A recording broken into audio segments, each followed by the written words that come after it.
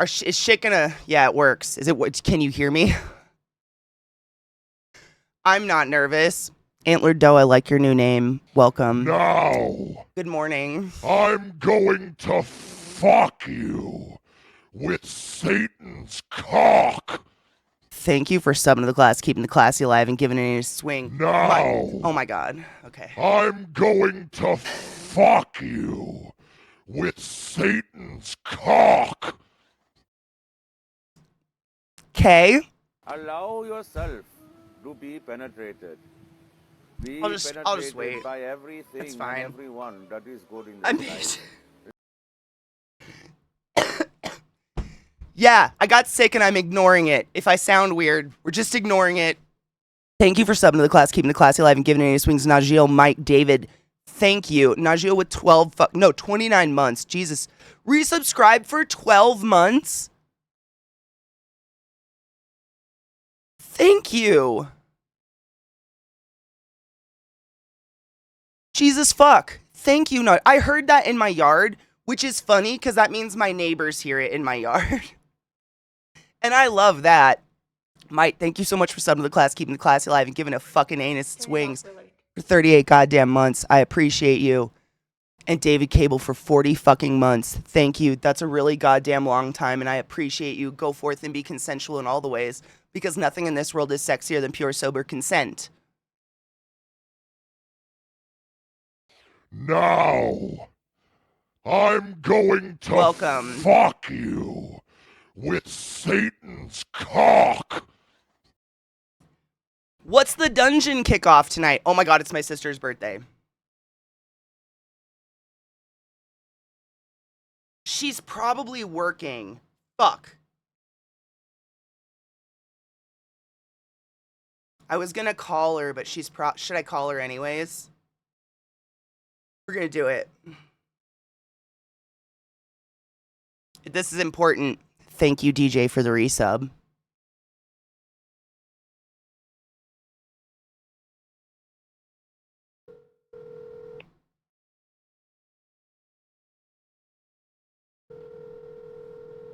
We did do it last year. I gotta do it. Hi, you've reached Sarah. I can't get the phone right now, so leave me a message and I'll get back to you. Thanks. Bye. Happy birthday, happy birthday. This is your day to have a lot of fun. I'm live on stream calling you. You're working. Love you so much, Sarah. Happy birthday. I remember when you were born, it was super scary and bloody. I love you so much. Chat says hi. I love you. I love you. Oh, I love you. Bye.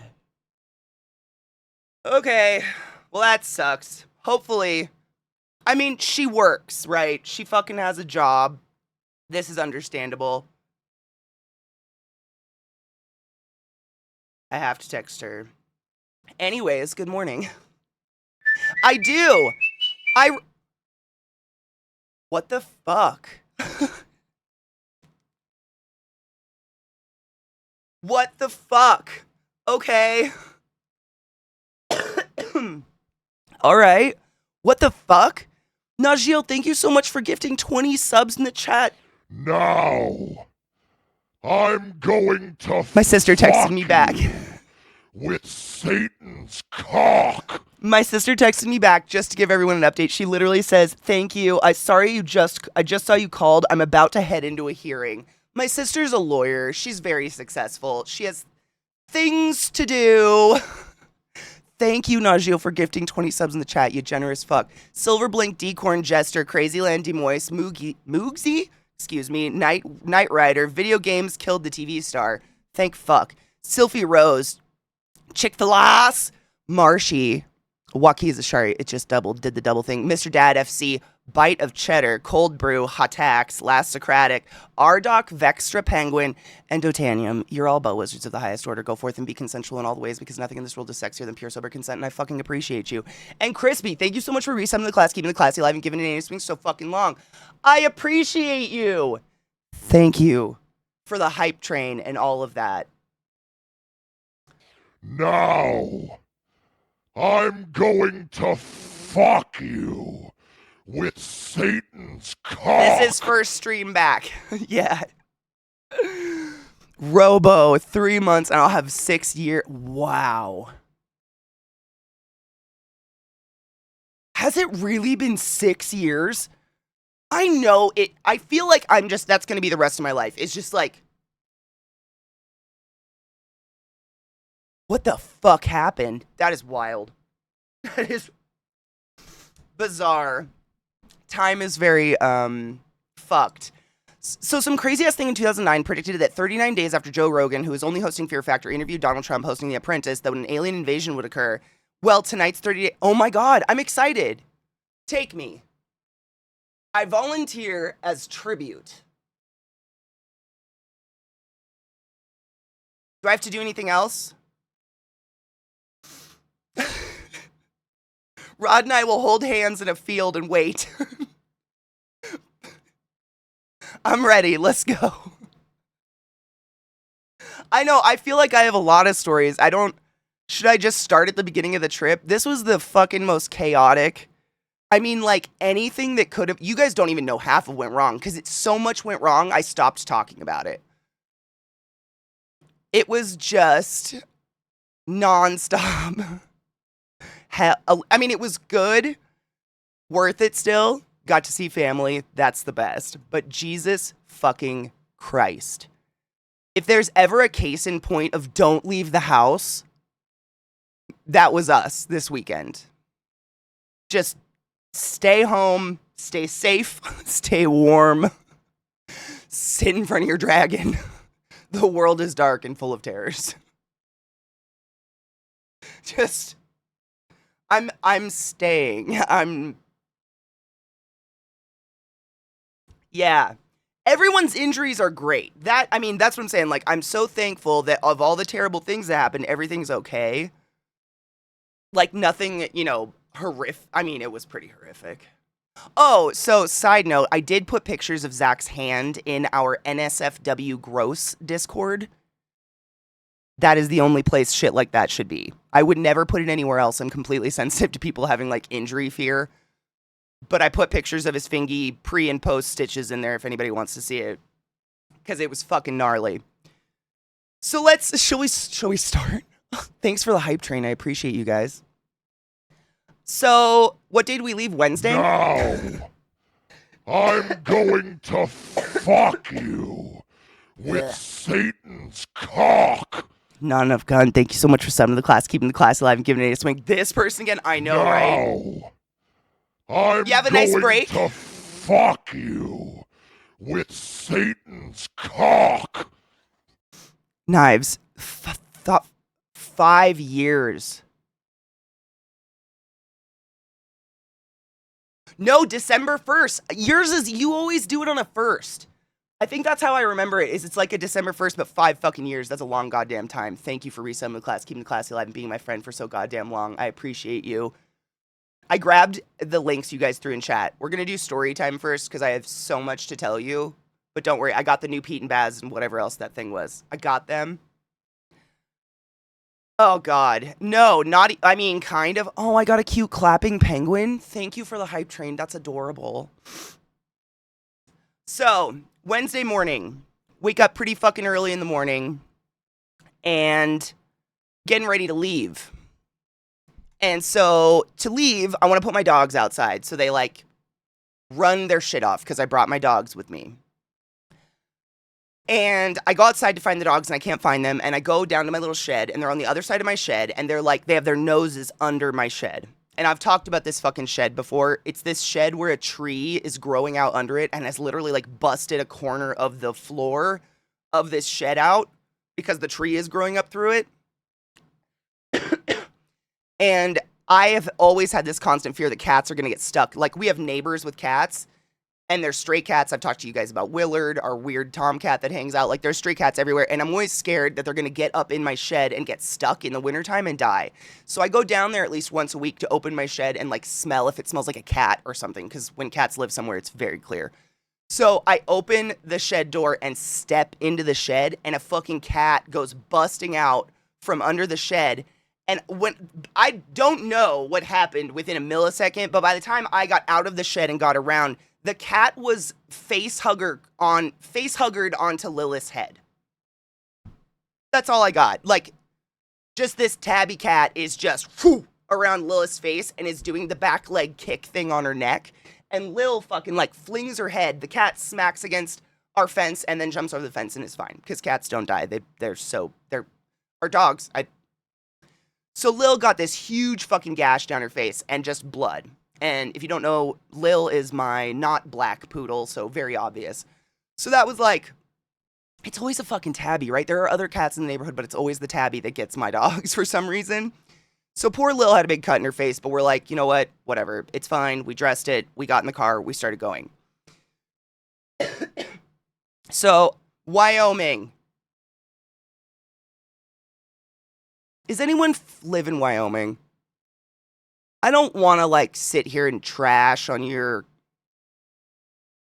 treasure trove of a state. But what a sad fucking place. I mean, I've driven through it a lot. Not a million times, but I've driven through it many times. And it's just nothing. It's nothing. It's crazy. It's the least populated state in the United States of America. There's nobody there. And because of that, cops are everywhere.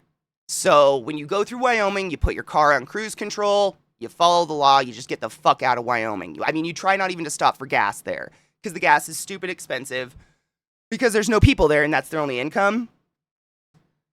Are we about to throw some shade? Man, David, I mean, I know I am part of a population that is of the opinion, fuck cops, and I know there are a lot of you who don't support that, and that's okay.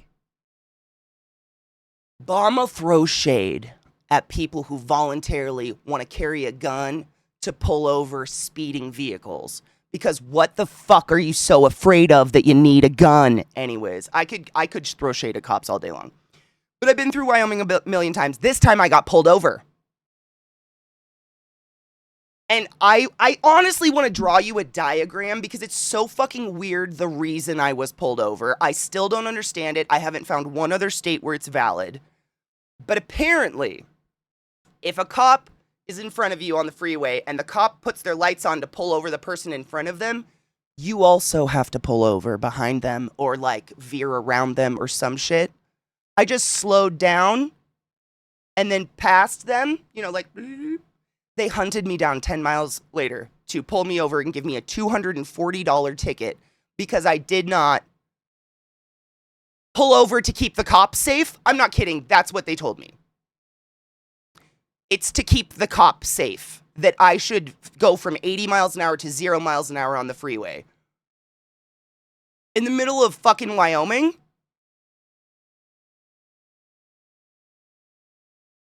Like, you fucking riddle me that. I still am just, I've fucked up a lot, my dudes. I've been arrested. I've gone to, like, jail and shit. Like, I'm not ashamed to say when I fuck up, I didn't do anything. Like, I'm almost embarrassed I should have done something. But then I did something.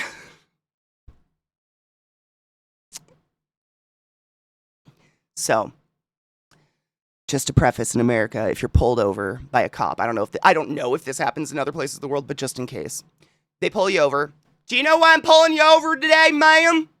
It's because you didn't stop when I was pulling over that gentleman speeding. Was I speeding? No, you were not. But I have to pull over to keep me safe, ma'am. Okay. License and registration, proof of insurance. Okay. So I pull out my registration, I pull out my license. My fucking insurance is an app on my phone. And I just got new cards. So you have to like screenshot your cards, put them in a folder, and then you have them, right?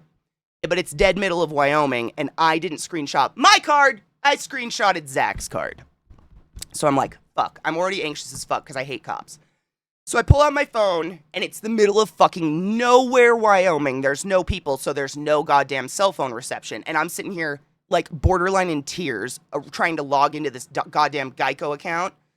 And I'm like, wait a minute. I took a screenshot of Zach's insurance. It has my name on it. We can do this. I open up my photos, and the cop is in my window. By the way, he was shorter than my Jeep window. What a petite little man fairy. Anyways, he is sitting there just like this, staring in my car. I opened the wrong folder of photos. And it literally took me talking to movie night 2 nights ago to realize what I did. Because I was just in such, when you're around a person with a gun, you're not comfortable. I'm not comfortable around any of you with a gun. So sorry. They make me uncomfy. But you're just anxious about it. So I'm just panicking, and I open a folder of photos of my asshole. And I, open it and kind of do that, sweat second panic, turn my phone off, on accident with the side of my thumb. And then I turn my phone back on, and I'm like, I'm so sorry. I know I have a screenshot of it. And he's like, I'm going to take all of that as you having insurance. And then he still gave me a ticket for $240 because I didn't keep his ass safe because he chose to pull over. What the fuck is going on? I don't know. So I showed a cop in Wyoming a lot of butthole, I think. And I think maybe, he broke the law because he did not see my car insurance. He definitely didn't see my car insurance. I know he didn't. I don't have a screenshot of it. I looked. I didn't have one. So as I was telling this story to chat, I was like, oh my God, I think I showed that cop my butthole. And I think that's what he... And then he had to go to his car and pray about it. Yeah, I would never even think to bribe somebody. Like I said, if I fuck up, I'm one to own to it. You fuck up, do your diligence, but that wasn't it. Right, I would fight the ticket if it wasn't Wyoming too. I'd fought every ticket. I've only had 2 speeding tickets in my life, and I've gotten out of both of them. All you have to do is contest them. None of the cops will ever go to court. They never get the time off to do it. And if the cop doesn't go to court, then your ticket just gets written off. I've never had to pay one. But Wyoming. Fuck Wyoming. Thanks, Berserker. I appreciate you. I wouldn't have given a cute butthole a ticket either. So anyways, that happened. And so whatever. Get a ticket, continue on my way, get the fuck out of Montana. Get the fuck out of Wyoming and get into Montana, where speed limits don't matter and everybody's going 100 miles an hour and it's really scary anyways. And we get to Zach's brother's house, where we're staying, and Zach's brother has 2 dogs. And one of them he's had forever, and one's a puppy, which we'll talk about. Bless him. And he told us when we were coming over. Now, I'm sorry, I have burps. I'm going to fuck you with Satan's cock. Rage, thank you so much for summoning the class, keeping the classy alive, and giving it any swings. I fucking appreciate you. Go forth and be consensual in all the ways, because nothing in this world is sexier than pure sober consent. Thank you. Is it a bad time to tell you I have family in Wyoming? No. Honestly, I would love to talk to them and be like, why are you here? Do you know you don't have to be? Did you know that you could literally go anywhere in the U.S.? Now, I'm going to fuck you with Satan's cock. And then you start the psychoanalyzation where you're just like, all right, so the psychology of someone who chooses to stay in Wyoming. What's that?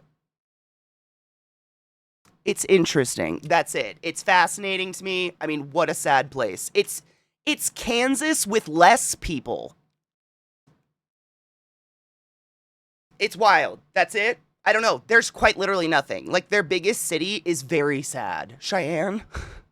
It's just sad. It just feels sad. You get in it and you're like, wow, sad? It's very sad. Good morning, Cleve, and thank you for summoning the class, keeping the class alive, and giving it any swings for 5 months. I fucking appreciate you.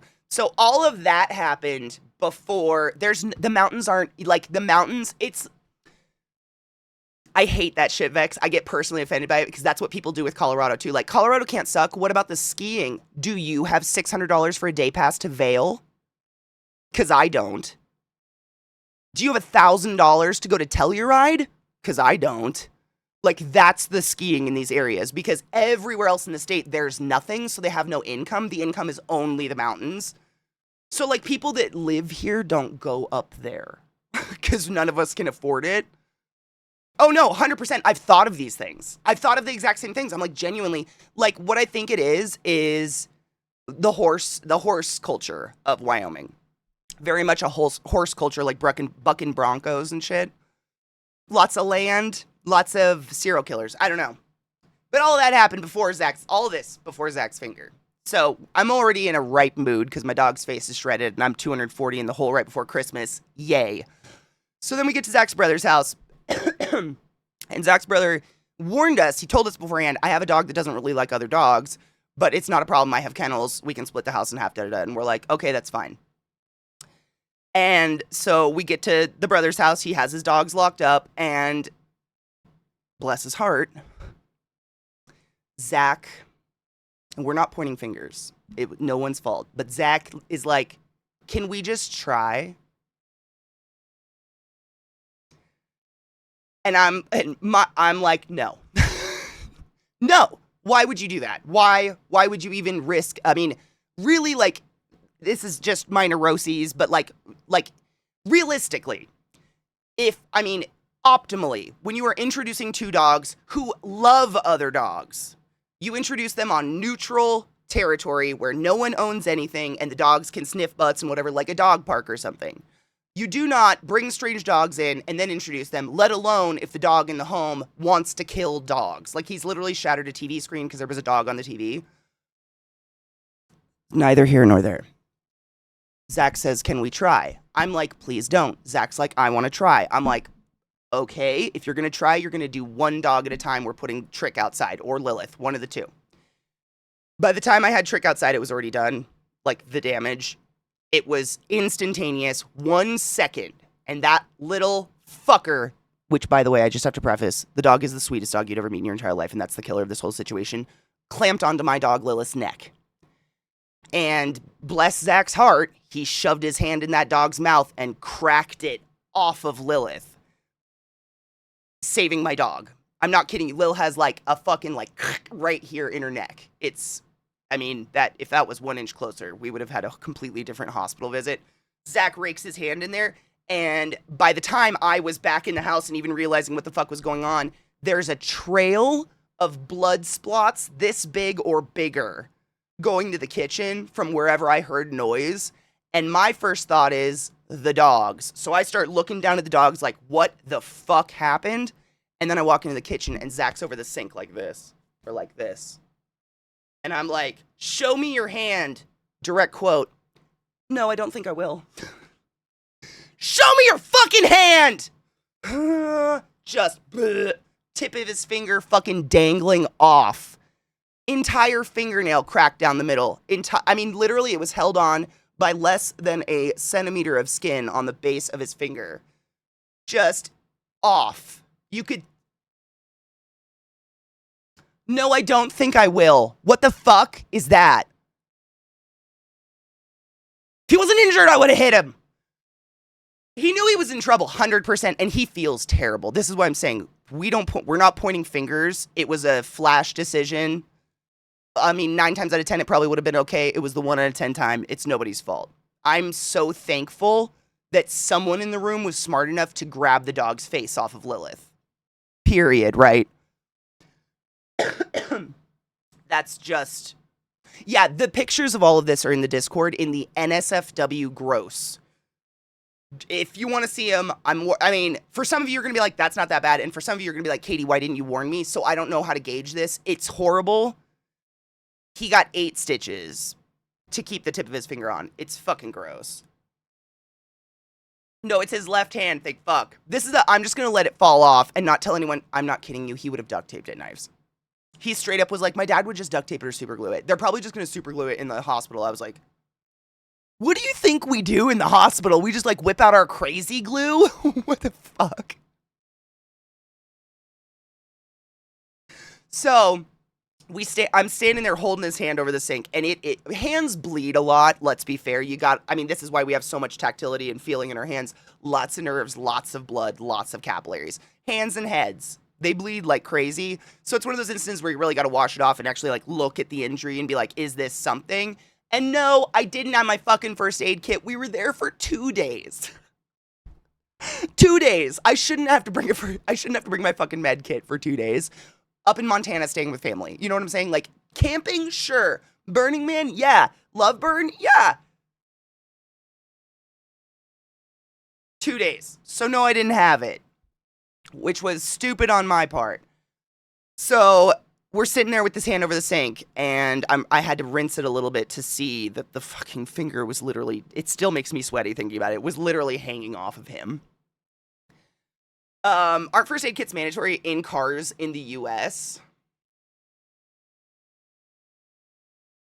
I don't think so. I have a minor first aid kit in my car, but like I have a legit medical kit that has like sutures and shit in it for like medical professionals. I have like a hardcore kit for emergencies. I'm not out there winging stitches if we're next door to a hospital. No one should be doing that. You need a sterile environment. But for emergencies, I have like that level. I almost took my thumb off putting the safety covers back on the Ooh, I'm never leaving my house with my med pack ever again. No. I still would have gone to the ER though. My direct quote to Zach was, "I'll have my license pulled if I don't take you to the ER right now." Like this is I'm doing harm by letting you duct tape your fucking finger back on or something. But it's not just a case of the ER. It's a case of we don't have health insurance. Health insurance would cost us about $6,000 per person a year. And we just don't go to the doctor enough, so we just pay out of pocket. I know, crazy. If I had chronic diseases and shit, I'd definitely be getting into some insurance. But at this point, paying out of pocket, it's still a win for me. So we pay out of pocket. So it's always a matter of like, all right, not only is it the ER past 7 p.m., it's the ER on Thanksgiving weekend in the winter. So that's going to be a bill. Do we go? And of course, yes, we did. Because you have to. This was a we don't have an option, you have to situation. But like, we always have to think about it. So we go in. The craziest part was the ER visit was under an hour. Have you ever been in and out of the ER for literally anything in your entire life in under an hour? I'm not fucking you. I almost called to ask the waiting time in that ER. Because I'm used to ERs where they check you in, and if you don't have heart pain or you're not dying, they sit you down for 4 hours. You're going to wait. Because you're not dying. It's a good sign if you have to wait, by the way. That's a good sign. You're not dying. Hospital, 100%, David. Our hospitals in the US are a fuck story. They claim to be not-for-profit. They're absolutely for-profit. Yeah. It's also not to mention, not only is it surge charging and a weekend, et cetera, but they played like hourly live prayers from a priest over the intercom. Separation of church and state, my dudes. Anyways, so it was crazy how fast we got in and out of that ER. But when we went to the counter, and granted, I'm going to say I probably cheated a little bit because I know the system, and I'm going to give you all this cheat right now. Regardless of what you go into the ER for, if you want in and out, you got heart pain or you're bleeding. If you got chest pain, we can't legally make you wait. We must take you in immediately. If you are bleeding excessively, same situation. And when we walked up to the desk to check him in, I was like, he had his finger bit off by a dog and he's bleeding real bad. And they were like, oh, okay. Here's a bracelet. Let's go back. So I might have cheated a little bit, but you know what? Fuck them. I'm gonna get in and out. And I mean, I wasn't lying. Because I wasn't lying. He literally did have the end of his finger taken off. But what ended up, of course, you gotta assimilate. It's assimilating. You must be a local. Assimilation, code switching, whatever, be a local, get in and out. It's absolutely a thing. So we get in, the nurses check him out, and I felt a little, if we would have gone in and everybody was like, oh, that's not bad, I would have been like, fuck, is this worth the bill we're going to get? But every single professional that unwrapped his hand and looked at it was like, oh my, okay, yeah, we're just going to soak that until the doctor gets here. And then the doctor gets there.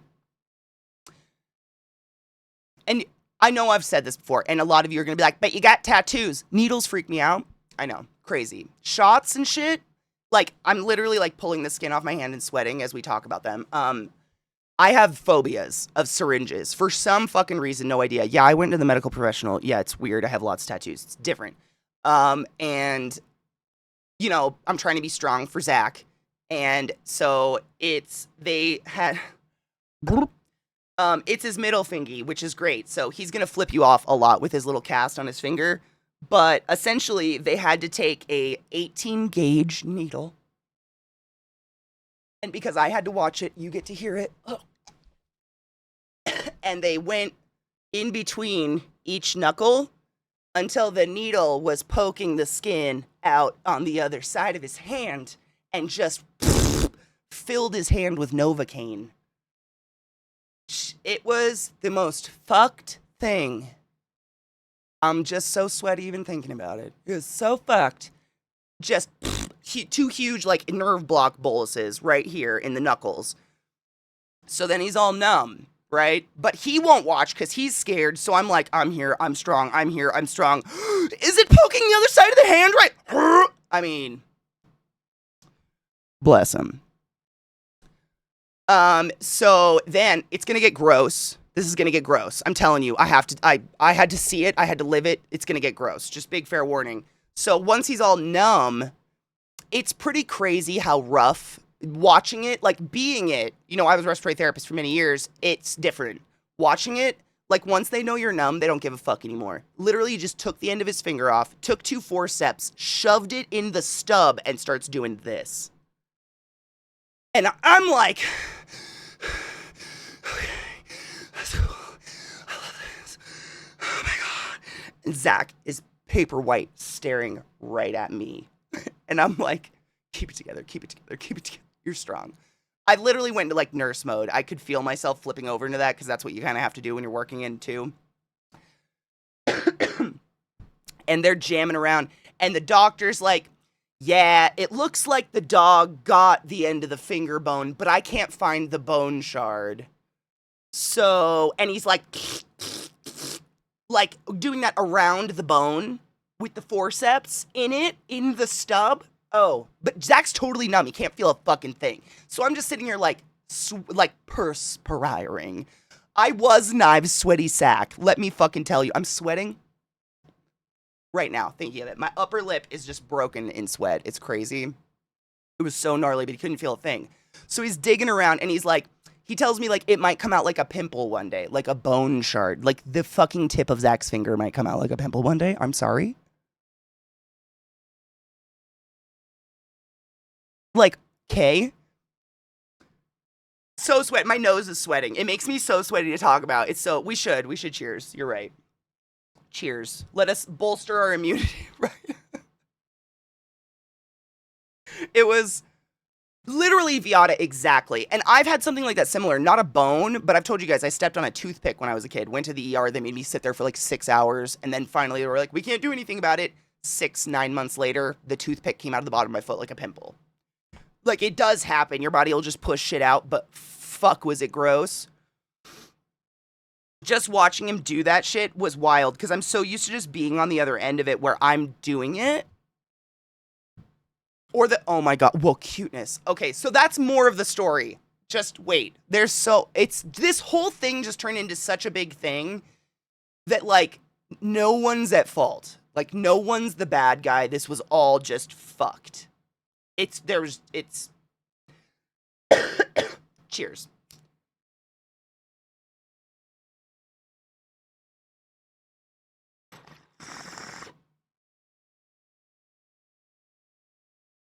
See, and Knives, on the flip side, I'm amazed by how not desensitized I am from that shit.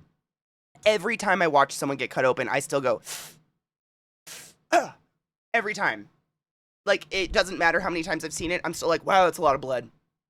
Every time. I've never become desensitized to it, ever. So, digs around there, whatever, puts the end of the finger back on, and stitches it 8 times. 8 stitches. So Zach's finger has, like, literally a crown of thorns. If you look at the pictures in the Discord, it looks like a crown of thorns around it. But the doc had to, like, tear his whole fingernail off to sew it back. I mean, it's fucked. Had to literally tear his fingernail off to sew it all back on. So hopefully his fingernail grows back normal. We don't know if that's going to happen. So they give us a prescription. We go to the pharmacy. The prescription's for antibiotics. They didn't give him any painkillers, which that is a fault, in my opinion. I'm upset about that. I think that's malpractice. Like, it was shift change and everything when we were getting the meds, and it was so late at night, we were just like, let's just fucking leave. We just wanted to go home so bad. But no painkillers. What the fuck is that? Like, I'm the first proponent of, you know, don't loosely give people painkillers. Not even a large ibuprofen. Nothing. Yeah, I mean, it's crazy though, V, because no shit, Zach's brother said the same thing when we got home. He was like, they don't give him to the hospital, but you go get a cavity and they give, I mean, no shit, the last time I had a cavity filled, they gave me a prescription for Vicodin. Or not, no, Hydros. They had them like pre-filled out at the counter to just hand to people. Like fucking at like a little nickel paper or something. It was so weird. A dog bit it off, Molly. Like, actually, there are pictures in the NSFW gross channel of our Discord. That is the only place I would ever put anything like that because they're real gross. Before it was sewn up, this is gross. This is all gross. I'm just prefacing because I don't want people to be grossed out. But essentially, it busted down the middle of the fingernail, and the pressure of everything swelling. By the time we got to the hospital, all of his meats were swelling out of the crack of his fingernail. And when we got there and they unwrapped it and looked at it, Zach straight up, and I quote, "Is that my meats? Is that my meats?" Yes. Yes, that's your fucking meats. Those are your meats. It was like blooming out because of the pressure. Exactly. It like bulges out because your fingernail keeps a pressure. And when your fingernail busts in half, I'm sure a lot of us have had some sort of crush on our hand or something like that. That bruise will develop under there. Basically, that's exactly, I think, what happened. I think that's exactly what happened, Viata. It literally, he put his hand in there and his finger saved Lil's throat from being crushed. And it was his finger instead. Which is gross and sad and horrible, but Zach and I both agreed on this. Like, we're glad it happened to him and not Lil. Because how do you explain to your poor dog, like, sorry, your neck's in half and we have to go to the vet? Like, but yeah, he definitely, my nerves are screaming, right? So then they give him no painkillers. And by the time we get home, the Novocaine starts wearing off. So essentially we were sleeping on this weird L couch, like one of those huge L couches that's long enough for 2 6-feet people to lay on. And he had to wedge his arm between like the backrest cushions to keep his hand up all night so nothing would touch it. A sectional, yep. So nothing would touch it, but every time he tried to roll in his sleep or something, it would wake me up because he'd go, because it was just throbbing. Like the way he described it, he was like, his entire hand was just after the nerve block wore off and all that. It was just horrible, just swelling. And he couldn't sleep. And then on top of that, because now the dogs, we know they want to kill, that his brother's dog wants to kill our dogs, we had to separate the dogs on floors of the house. So his brother's dogs were upstairs and we were downstairs. The house is all hardwood floors. Bless his brother. He's like 31, so I guess maybe that 5 years of energy has blossomed in him. He goes to bed at 3 and wakes up at 6, which means his dogs go to bed at 3 and wake up at 6, which means we woke up at 3 and we woke up at 6 and 7 and 8. And like, so like just to add insult to injury, and this is just me bitching, no sleep for 3 days. None.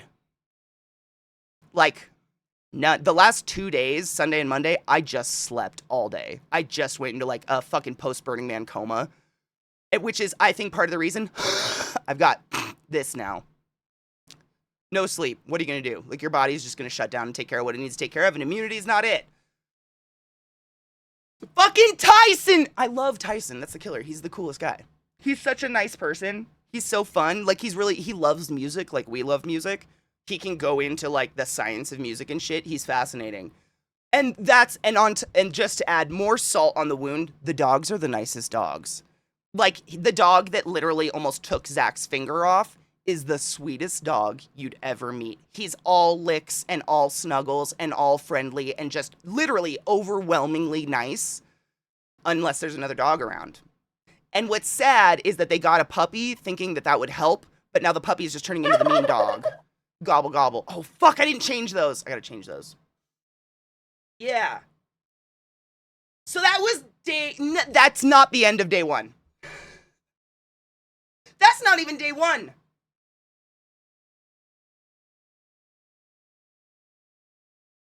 Time. Thank you so much for subbing to the class, keeping the class alive, and giving us for 40 fucking months. That's a long goddamn time, and I appreciate you. Thank you. Thank you. Hi, Papa. You want to come say good morning?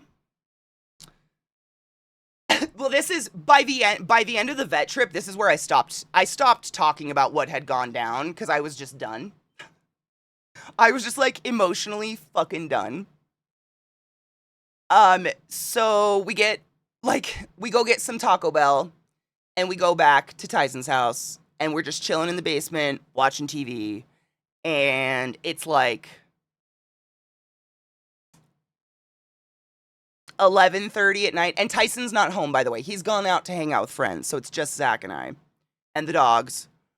And I'm like, Zach, will you go outside with me so I can smoke this spliff real quick? Because I don't like smoking weed in other people's houses. Even when they say I can, it just feels weird. Especially if they don't smoke weed. I'm like, I feel like I'm just shitting in your kitchen sink. You know what I'm saying? Like, sure, you can deal with it, but do you really want to deal with it?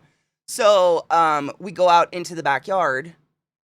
And I blame myself here, even though no one's at fault, because I'm so hardwired to close doors because we've had this mouse problem, which is not a problem anymore. We haven't caught a mouse in weeks, which is great. But we've been really anal about keep all the doors shut, don't leave any doors open for the dogs or anything because mice will come into the house. We go out into the backyard and I shut the back door at 11:30 at night in Montana in my socks and get locked the fuck out of the house with the dogs and Zach.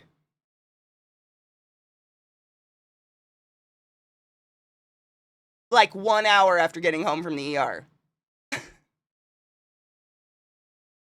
You can't make this shit up. It was like a fucking sitcom of hell. A sitcom of hell. I'm fucking saying. Ridiculous. Yeah, no, it was. I mean, it was like tolerable nightmare. Like nothing life altering. Like this, we're all fine. It was just like one thing after the other, like, what the fuck? What the fuck?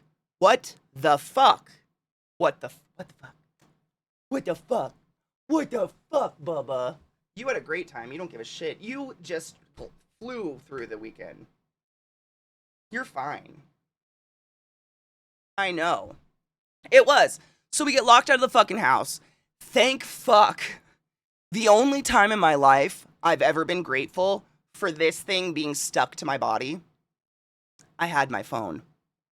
And, like, so throughout it, there's, like, lucky instances, right? So we get locked out in the snow in our socks and nothing else. I have, like, a spliff. And I look through my phone. I actually have Tyson's phone number, which is a goddamn miracle. Because y'all know, queen of I hate my phone. I try not to use it. I don't want to use it. I don't want to look at it. It's a chore. I hate you. It just never stops talking. I don't like it. But it's attached. And so I had his phone number, thank fuck. He was out literally like reconnecting with an ex. So we're thinking like we are the cock blocks. Like I'm now going to call him and be like, sorry, I know you're trying to get some right now, but can you please come home and let me into your house? Thank fuck they had a hide key. I'm not kidding you. In the course of like the 60 seconds it took me to call Tyson, he didn't answer. I hung up. He called me back immediately. Zach literally had a brick and was looking for the cheapest window to break. I was like, stop it! There's a key! Are you kidding? Like yelling in the middle of the street, in the middle of the night, like screaming, like, stop! There's a key!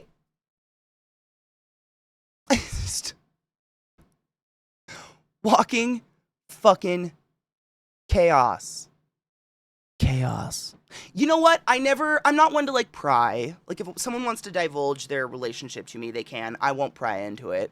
But like he was out until 3 a.m. and I don't know what you do until 3 a.m. unless it's not a little. I don't know though. Maybe. There's my girl. Come here. You had the worst weekend. Come here. My poor bitch. You got picked on this weekend.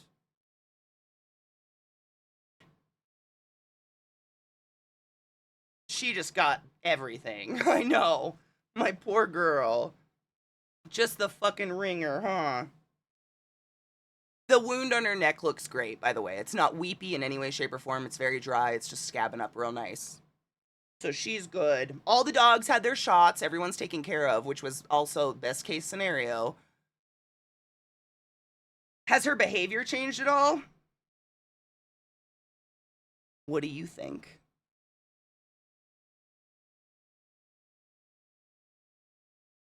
Lil's gonna be a bitch forever, but she's my bitch. And we love her. You just had the ringer of it this weekend, though. Within under 24 hours, she was attacked twice. Unprovoked attacked, by the way. I know, she just broke my heart. I felt so bad for her. Because, you know, we joke, like, Lil needs to get her shit kicked in by somebody because she's got such an attitude. She got it kicked in twice. Hard.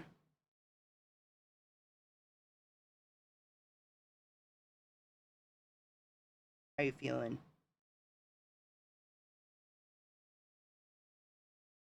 So, I think that was the end of day one.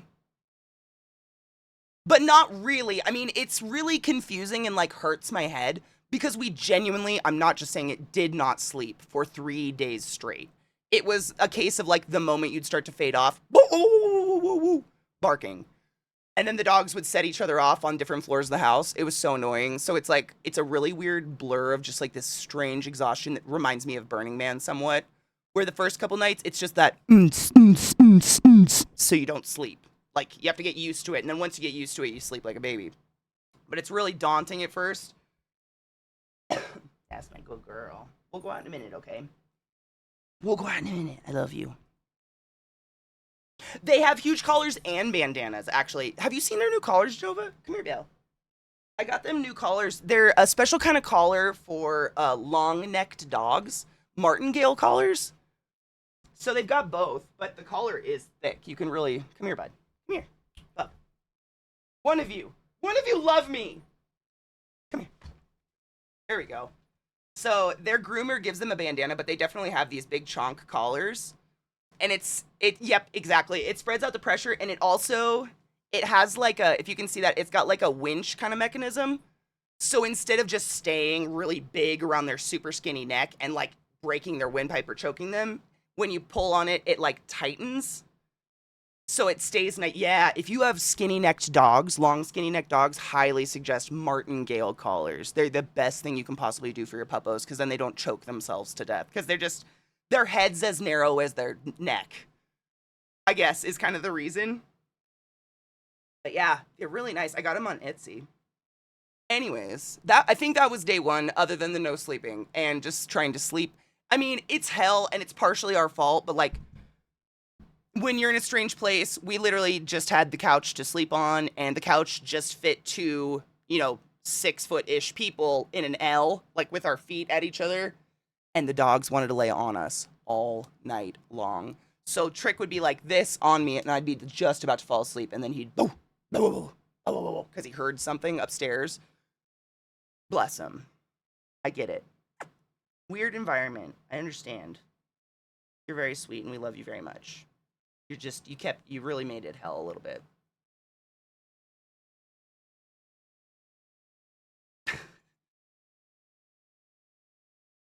Oh, they're away. I hate prong collars. I hate them so much. It pinches so they know you're trying to correct a behavior. Exactly. That's a good way of putting it. You're not just sitting there like choking a dog. But they're great, yeah. I really like these collars. I got them on Etsy because they have like, it's got like witchy shit all over it. Like skulls and hats and stuff. I don't know. I'm trying to remember day two. Day two was Thanksgiving, right? Day two was probably the weirdest, just like out of my mind day. Because my brain was like broken all day from no sleep. But I think it was okay. I think so. We went to Zach's aunt's house and ate some turkey, and that was nice, and then went home. I don't think anything happened on day two. I'm genuinely trying to remember. I was just so fucking tired. Part of, like, what was hell for me, and this is nobody's fault, and it's a me thing. You guys know me. I'm never sitting. I don't watch TV. I rarely watch anything, really. Most things are background noise for me. And stuck in a new environment, I just kind of had to sit and watch TV for like hours and hours and hours and hours and hours and hours and hours. Like there was a point, I think Thanksgiving Day when we got home from Zach's aunt's, Zach fell asleep on the couch, thank fuck, because his finger was fucking killing him. And I stood upright on the couch with my arm crossed for 4 hours straight, just staring at the TV, like, because I had literally had nothing else to do. And I was trapped in the basement because the other dogs were upstairs and I couldn't go upstairs without them trying to kill my dogs. So I was kind of like in this little sad, dark prison of like, do you like TV? Here's some TV. And that's just a me thing. To some people, heaven, like to some people, they're like, oh my God, a chance to lay on a couch and do nothing but watch TV. To me, that's my Guantanamo. So I was just like in my head for hours and hours and hours in front of a TV talking about how much I hate myself. Like that's what TV does to me. It just allows me to sit in my head, which is never a healthy place to hang out. So that was like my own personal hell a little bit. That's why you crochet a scarf. Man, I would have brought a craft if I would have known I was going to be trapped. I would have brought a craft. Let me fucking tell you. Yeah, I would have. Didn't even think about it, because that was... Sounds exciting. No. The worst thing about going to other people's house for the holidays is being stuck in front of the TV. I hate it so much. Same. It's just like, it's people's default relaxation mode, and I respect that. But I feel like there's got to be some equal respect in that that's not relaxing to me. This is hell. You've stuck me in hell. Why? Why must we do this? I did bring a book, but the TV was never not on. It's one of those homes. Does that... You ever been in a house where people just have the TV on 24/7? But it's not like my house, so like I don't feel right like changing shit. That's probably a me thing. Dude, Cleve, I mean, it was like I just didn't have anywhere to go to like escape. That's me though, and I'm not blaming that on anybody. That's a me thing. Like knowing that about myself, I should have brought something. Anything to do. But I was like, we're only there for 2 days. I'll bring a book. But I can't read when TV's like, blah, blah, blah, blah, blah, blah, blah, blah. Good morning, sick. How are you? I don't have a TV. I haven't had cable in years. I watch like YouTube podcasts and shit, but again, I just listen to it. I can't with the TV. I'm like a moth to that thing. Yeah. No, I didn't have headphones. I haven't had headphones that travel in a while because no phone has a fucking headphone port. And I've never heard a pair of Bluetooth headphones that I liked. I have no portable music. It sucks. I always bring crochet with me because it's not seen as rude for some reason, which is so interesting. Because everything else is, like reading a book when other people is around, etc. Is USB-C? Yeah. Jizz. You can get USB-C DACs very cheaply that add a headphone socket. Would that be some weird contraption hanging off the bottom of my phone, though? And would it fit with a case? That's the bottom of my phone. Because if I have to take my phone case off, put on some weird fucking dongle just to listen to music, I'm just telling you right now, I'm too lazy. It's never going to happen.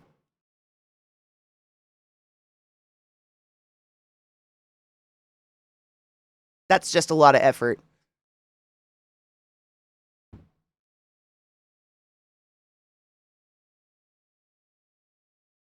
Mi Audio has a USB-C IM. No shit. Like it's a USB-C coming out of the headphones?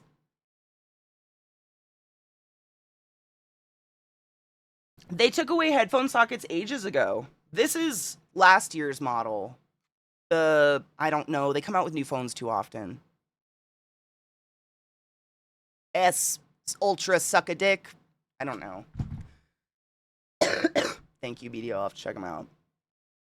I won't be able to purchase any because I have to pay a $240 ticket to Wyoming. Fuck Wyoming.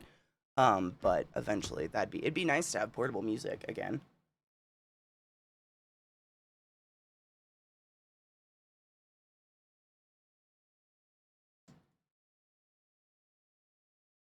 With phones not having a headphone jack, how do you charge your phone and use wired headphones? You can't.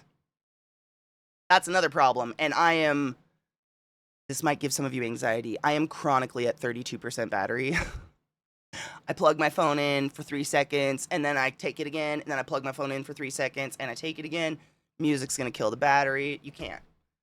Removing the headphone jack was a way to just sell people dongles or Bluetooth. It's stupid. I miss my headphone jack a lot. I know. I can't remember the last time my phone was over 50% battery.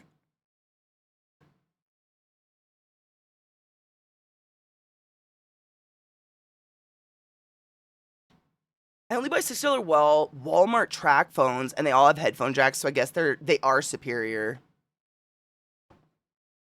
Yeah. I got myself a USB-C to 3.5mm cord because fuck you for taking my headphone jack. Yes. You and my wife are the reason I always pack a giant phone battery everywhere I go. Guilty as fucking charged. I mean, You I slammed her, think... you dumped your donut, you gave her dog a sausage, you stuffed her like a Thanksgiving turkey. Thank you, Ike, for the biddies. I think it's I mean, if your wife's like me, it's I secretly am hoping it dies. And then I could be like, oh, I missed all these calls and texts because it was dead. Darn it. Shucks. Whereas if it's not dead, I just have to be like, sorry, I just don't look at my phone. Ever. I don't. I hate it.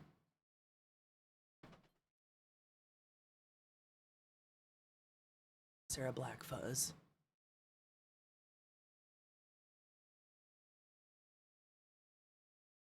BDO, you don't have to do that, you generous fuck. I'm trying to... Amazon is like, are you a human? No. Amazon is... I'm pretty sure they're striking right now, by the way. So if you can, you know... If you can help shopping on Amazon or not shopping on Amazon. That's the dongle, but you still can't charge your phone while listening to music. So you still got that, like, you're going to get all that music, and then you're going to have to sit in dead silence while the thing charges because your app inevitably killed the battery, right? Y'all didn't happen to burn down a mansion when deep frying a turkey, did you? Nah, I spend my holidays in trailer parks. My people don't do mansions.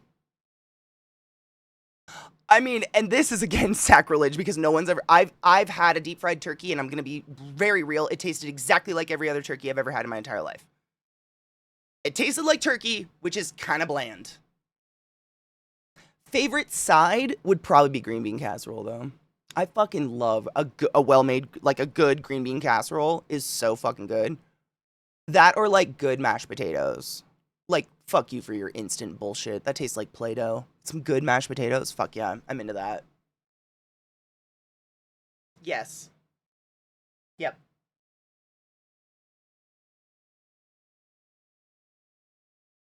I did that. I mean, oh my God, Crispy, how was your turkey, by the way? Was this your first buttermilk brine? Because we just talked about this, right? I was telling you how I did the, oh, what is it? It was Alton Brown's brine. Alton Brown's brine. Years ago. I mean, this was like 15 years ago or whatever, because, again, I did all the different ways to cook turkey, and I was like, wow, it still tastes like turkey. I'm just not a fan of turkey. I'm going to be honest. There are exponential meats out there that taste way more interesting than turkey. Poultry in general.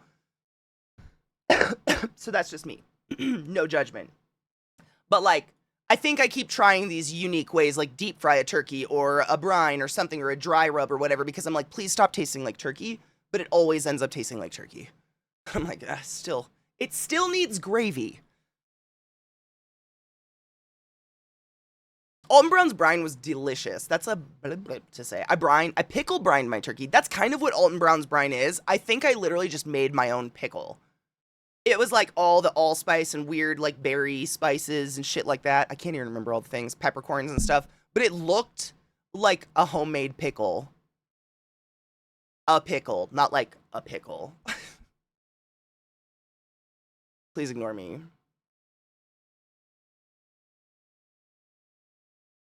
Oh, no shit, you've done it a bunch of times. For both chicken and turkey? No shit? Okay. I don't know how, but my brother and I managed to make a chicken taste like turkey. How did you do that? Wait. I mean, if you like turkey, good. I've just never understood the thrill of it.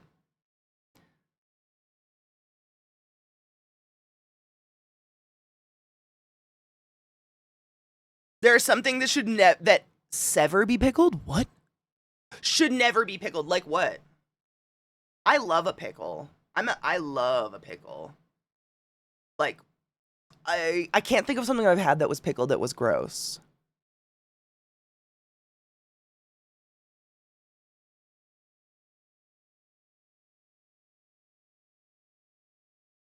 Ooh, Kona, fuck yes. Honestly, I'm usually more excited for like the chicken and dumplings, turkey and dumplings soup that comes afterwards than turkey.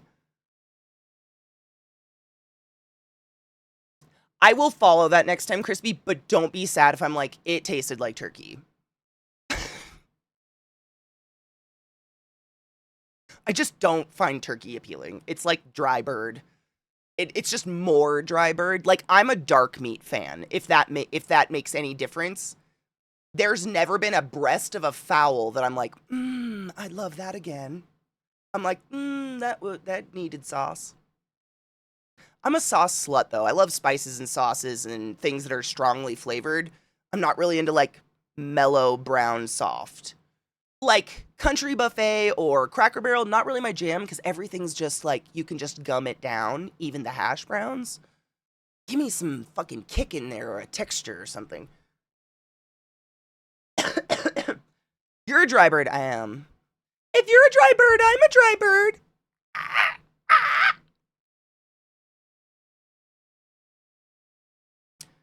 One year I took a turkey breast and pounded it out flat, brined it, and then breaded and fried it. Then I cut that into, ooh, I'd eat that. Then I cut it into nice slices, put it on top of ramen and homemade turkey stock. Oh, fuck off. Fresh greens, green onions, seaweed strips. That sounds like the best way to treat a turkey I've ever heard in my life. Thank you, time. I'm pulling it up. I saved it. That sounds great. Because you've added fun texture by the breading and the deep frying that I'm like, yeah. Now it's exciting. Yeah, that sounds good. I'd fuck that. I like cranberry sauce. I do. I really like cranberry sauce. I'm not really picky. However it's served to me, I'll figure it out. I'll get with it. You like dark meat? You're uninvited to my Thanksgiving then, because it's all mine. See? You fucking get it. Thighs. It's all about thighs. It's Ron Swanson says it. Clear liquor is for rich women on diets. Breast meat. Rich women, I mean, give me that fatty, dark, juicy, been sitting in the sauce meat. That's the shit. But people tend to focus on the breast, like they smear herbs and butter under the skin all over the breast, and they slice the breast beautifully for presentation. And I'm like, where's the other shit? Because I don't want that. That's gonna be dry. It's always dry. Just by nature. I mean, you could literally drown it in gravy. It's still dry. It's just, that's poultry. Turkey katsu, yeah. That's what I was thinking it was, literally. And I do what I want, just take it, bitch. Dark meat is where the flavor is, I agree. Growing up, like, dark meat was served to boys. I hate saying it out loud because it sounds fucking stupid. Dark meat was served to boys and white meat was served to girls because white meat was allegedly less calories. And I think I've taken that into my life, like, fuck you and your white meat. Like, same with steak and shit. I was raised on the leanest ground beef, the leanest fat-free steak overcooked to cardboard on a grill that you could possibly... And that's all I knew for years until I went to, like, a steakhouse and they were like, how do you want it cooked? I'm like, what does that mean? And I said, cook it the way it should be. And he gave it to me medium rare. And I was like, oh, that's different. It was just, like, riddled with fat. I was like, wow, it tastes good. Amazing. Food tastes good. Food can taste good. Wild. So now I'm like, I want the one that has that marbling. All that marbling. I'm just going to stick my dick in that part.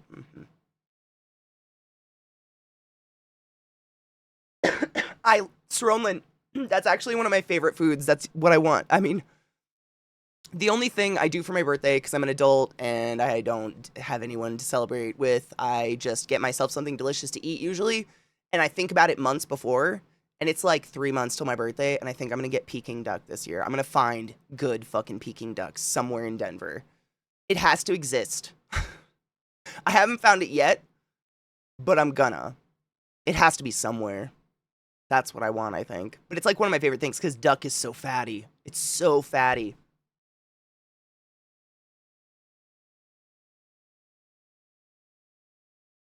I have a phobia. I can't eat meat on the bone for fear of choking. Is it a phobia or just a fear? Because, like, I don't want to give you a new phobia, but people don't choke on bones. People choke on the meat. They choke on under-chewed meat. Hot dogs. That's the #1 choking hazard. Hot dogs. Sausages. They're windpipe-sized, and parents love to cut them up for their kids into little coins. Ugh! Stop it! Stop! Stop letting your little fuckers run around with hot dogs on 4th of July. I don't want to see them like that. That shit. Fuck that shit. Hate fatty meat in general. I completely respect that. If I'm ever stuck with a lean meat, you can have it. I just had so much. David, I'm telling you, I've never seen a choke on a bone in my life. But I couldn't count on every fucking limb of my body how many times I've seen a hot dog stuck in an airway. Don't fear the bones. Fear the man-made shit. You know, like, we've been eating meat off the bone for millions and millions of years and never had a problem, and yet suddenly we make sausages and kids go... It's horrible. They are windpipe coins. Stop doing that. Hot dogs aren't for kids. In my opinion. Tube food for your air tube, literally. That's it. I'm doing a standing rib roast. Wait, what is that? For Christmas again this year, reverse seared and a bunch of oxtails and red wine.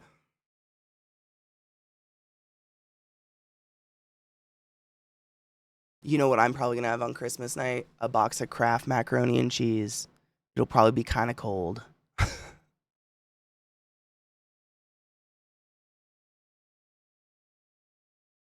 Enjoy for the rest of us.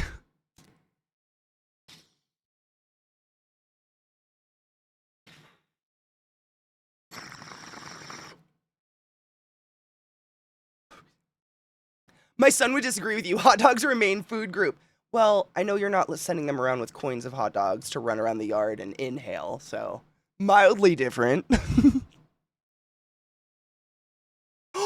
Kin told the stripper van story this morning. Oh my god. The one where we almost got sold into the sex trade in Tijuana, maybe?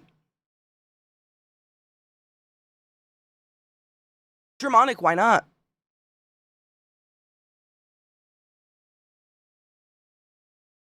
Seriously? That's sad, David. I feel bad. I mean, I understand a phobia. Like, I understand that's me with needles. Like, I completely know it's irrational in my head. Like, I'm not gonna fucking die if I get a shot, but my body doesn't know that, and it sweats and gets freaked out. I completely identify. But sometimes, you know, the knowledge that that's so, I mean, literally fucking, I've never seen it. It can give people some semblance of comfort sometimes. Mochi has a high death count. It's 95% from people that try and eat them in one go without biting.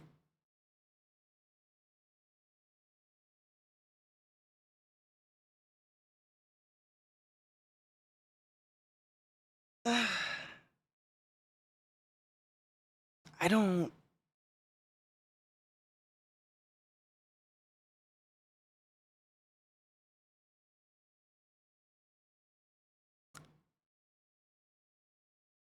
When is it okay to just let nature take its course? I don't fucking know.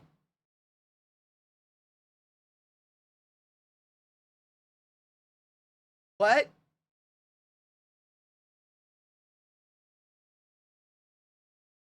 I cut the boys' hot dogs into pieces so small they could swallow them whole without choking until they're around 4 or 5 and could reliably chew. That's exactly all you have to do. Yeah.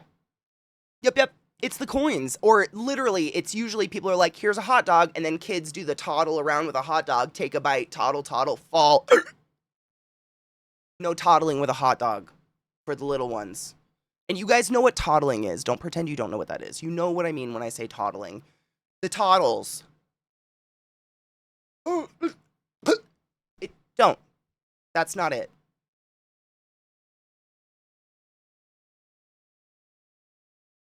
For those that love having a fireplace, I do love a fireplace, but then I saw Viata says it has sirens in it. Oh my god.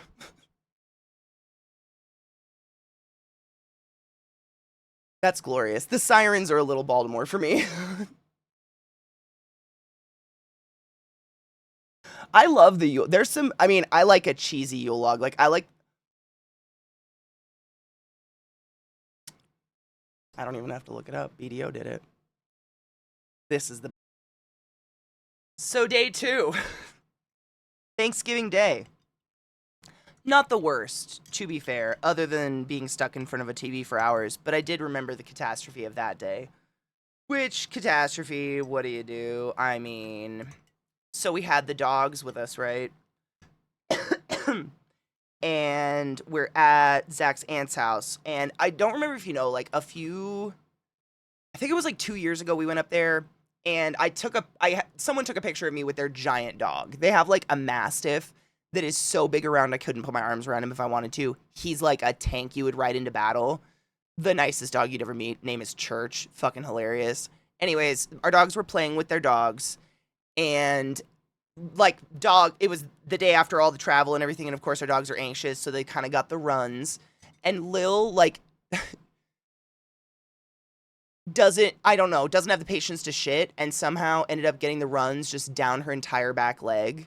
So in the middle of Thanksgiving dinner, like at his aunt's house, we had to carry our poopy covered dog into their bathroom and give her a shower bath in their bathtub and like scrub our poor girl down. Like Lil had the fucking run of it this weekend. The poor dog. That was it. But it was just this dog. I mean, no shit. They actually had to put him on a diet, but he's like built to be a barrel. I don't even know. He's not, I wouldn't look at him and be like, wow, that's a fat dog. He just looks like a war beast. I'm doing pumpkin stuff. Yeah. And Trick got sick yesterday, so I had to do pumpkin rice chicken dinner. I know, Lil just had the fucking run of it this weekend. That was it. That day was fine. Mostly it was just Zach's finger causing him lots of pain that was very sad, because like anything that touched it or air that blew near it or whatever, he would be like, oh, and I just feel, my empathy is so strong. I just feel so bad. Dude, she had it coming. God, I'm never gonna say she needs to get it again. I feel like I jinxed my poor dog, because man, did she get it. Holy shit. Is it better hydro cannabis? Does that mean it's... Explain. Was estas?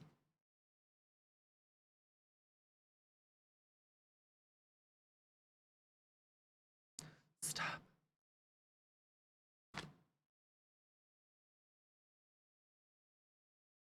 She'll be back at full bitch soon. Oh, she is full bitch. She's always grown hydroponically in water. So it's a place that sells, does the place only sell hydroponic weed? Or is it like they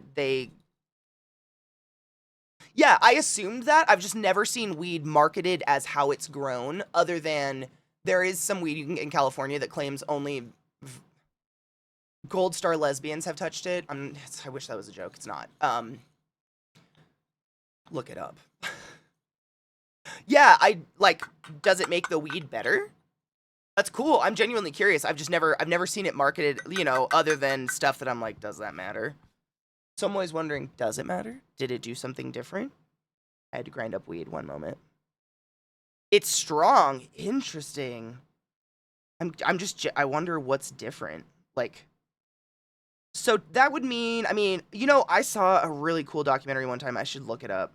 It was this weed farm that was doing hydroponics, but they were doing it, I don't even know. I couldn't even explain it. But essentially, the water and the rocks and everything that the root system of the weed plants existed in also had this huge population of really special fish that were beneficial to the plants. Like the fish poop gave the plants.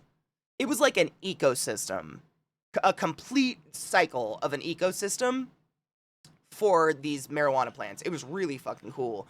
And technically you could do it to any plant. I don't know. See, I don't know. Can you technically grow anything hydroponically? How do you do that without soil? You would think I think soil's necessary, but I'm a dumbass. I don't know. Dude, Alan Rickman's one of those, Robin Williams. It's still hard for me to watch stuff he's in because I'm just sad he's gone. I don't know why. Probably because no sleep this weekend and I was kind of actually losing my mind. I was thinking about Maggie Smith and how she just passed away this year in, I haven't run into a movie she's in since then, but I don't know if I know. I don't know like how I'm gonna handle it because it's just so she's so pervasive in my life in terms of just like media. She like Secret Garden. Anyone? Secret. I want to say Secret Garden girls, but that's I know there's more of us out there that are Secret Gardens. Secret Garden. Maggie Smith's been there for me my whole life, whether she was a bitch or she was calling someone a bitch. Maggie Smith has always been there, and like it was the same with like Robin Williams and stuff in Hook and all the wonderful movies he was in. Like it's, I still haven't watched Hook since he passed away because I just like get really I can't enjoy the movie because I'm just sad the whole time, and that is sad. Same, Kona. Yeah, Anthony Bourdain. I was just gonna say that. I haven't. I own all of No Reservations every season, and I have not watched it since he passed. I think I watched a documentary on him, and that's it. That's what I've done because it was just. Oh my God! Did you see that? Did we see that together? Yeah, we saw together that Vivzi's going in Hot Topic, right? I see all of their clips on Instagram, and so I get confused, and I'm like, did we watch that together, right? And there's a new episode, which I wanted to ask you guys, like, do you guys want to watch the episodes as they release, or would you like to save the episode and watch it with the Christmas episode that inevitably is going to be released? Because I'll do either one. I'm going to watch it multiple times no matter what, so I don't give a fuck. We just rewatched the series. It's great. I can't watch any food show like his because they're not him and I get mad. Same. There will never be another Anthony Bourdain. He was like a rock star, but in food. This is, by the way, the spoon I was talking about earlier that's really good for grapefruit. I don't know why anyone would construct a spoon like this where it's a skull, but of course I have skull spoons. But it works so well for getting into a grapefruit. These edges, just like doing a... It's the shit.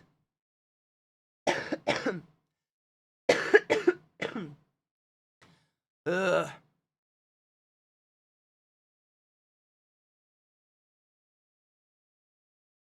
Right, Chris, I feel the same. It's just painful. I know.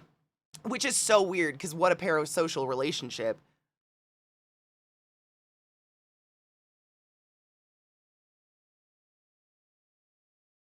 Yeah, I honestly don't know what it was even marketed as. I think I got these as a gift one year, like a joke. Because you couldn't... What do you... I use it for tea and honey and stuff, but other than that... And grapefruit. It's great for grapefruit, but that's it. The Christmas episode is supposed to be the season finale. Oh, shit.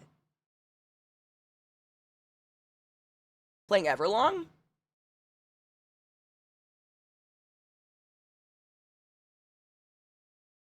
Bless him. He's done so much music recently that I don't recognize it all, so I can't really appreciate it, and that sucks.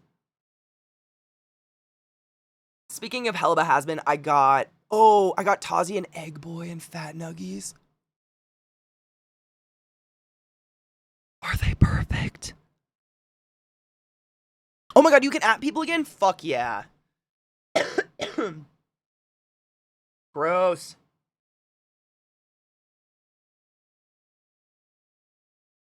I think it's a product of just the weekend. Travel, no sleep. I got something, and it's the shit that I can, like, smell it. I don't know. It's purulent. I have purulent secretions right now. And it makes me sad, so I'm ignoring it. I'm not sick. You're sick.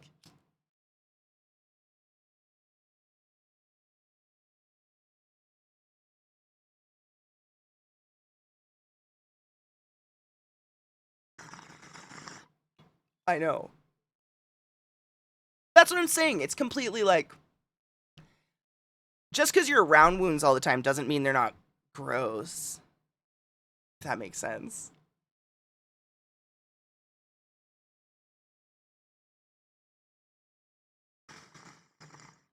I have to suck my bowl through. It's clogged. Don't take this many hits with me.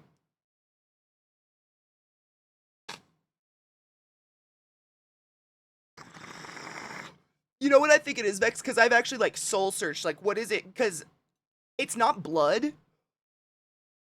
None of that bothers me. It's the pain I see in people that makes me physically sick. Like, it's so weird. It's if I can see someone in pain, that's what fucking gets to me really bad. I think I've told you guys this before. The one time I almost fainted. It's only happened once in my entire career, but it was watching someone try to alleviate a spontaneous pneumothorax, i.e. a collapse of the lung. And we have to take a giant needle. I mean, the gauge is like a 12 or a 10. It's disgusting. It's a huge bored needle. And we have to, stab it between your third and fourth intercostal, I think, wherever the collapse is. And then it has a box on it, but you have to be awake the whole time. All we do is some local anesthetic and then just push it through all that cartilage and shit. And watching the doc do that, the room just started to spin because I could see the patient's face.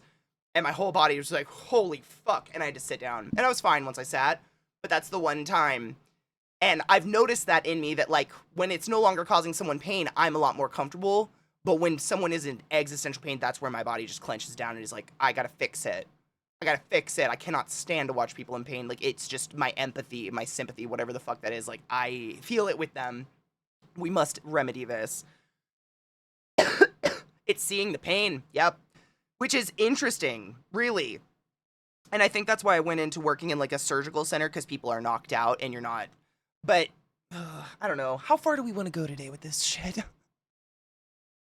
We give you amnesics when we put you under so that if you start to come out of it, you don't remember, because it's not psychologically good for you to remember what we're doing in those instances, because we're doing a lot of things that are going to cause pain, and people moan and scream and make very odd noises when they're under. It's crazy, but they don't ever have any cognizance of it.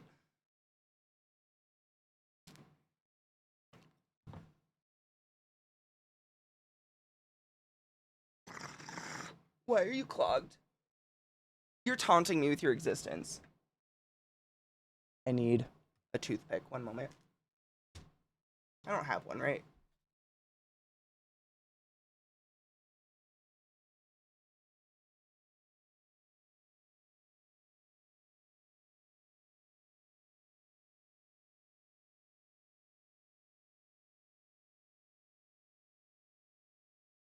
Anywho. Oh, hey, happy 420. Cheers. No shit, you and Cocky are exactly the same in that fact. Really? That's gotta be like some sort of empathy thing, right? I've always wondered, because some people, it's the complete opposite. The pain doesn't bother them, it's the visual. But for me, it's definitely like seeing someone in pain, just like, oh God, I can't help but feel it with them or start to fall into it with them. Like, disgusting.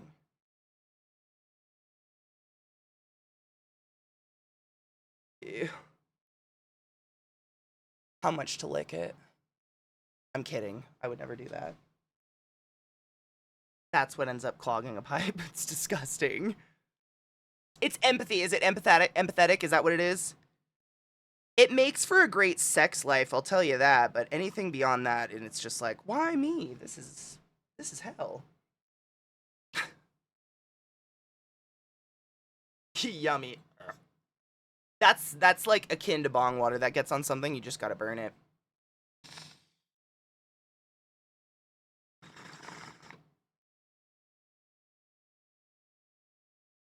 $2 a lick? No.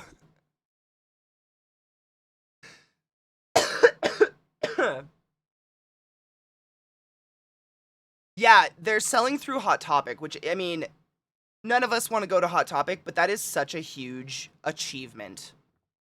To get your merch into Hot Topic like that, that's fucking awesome.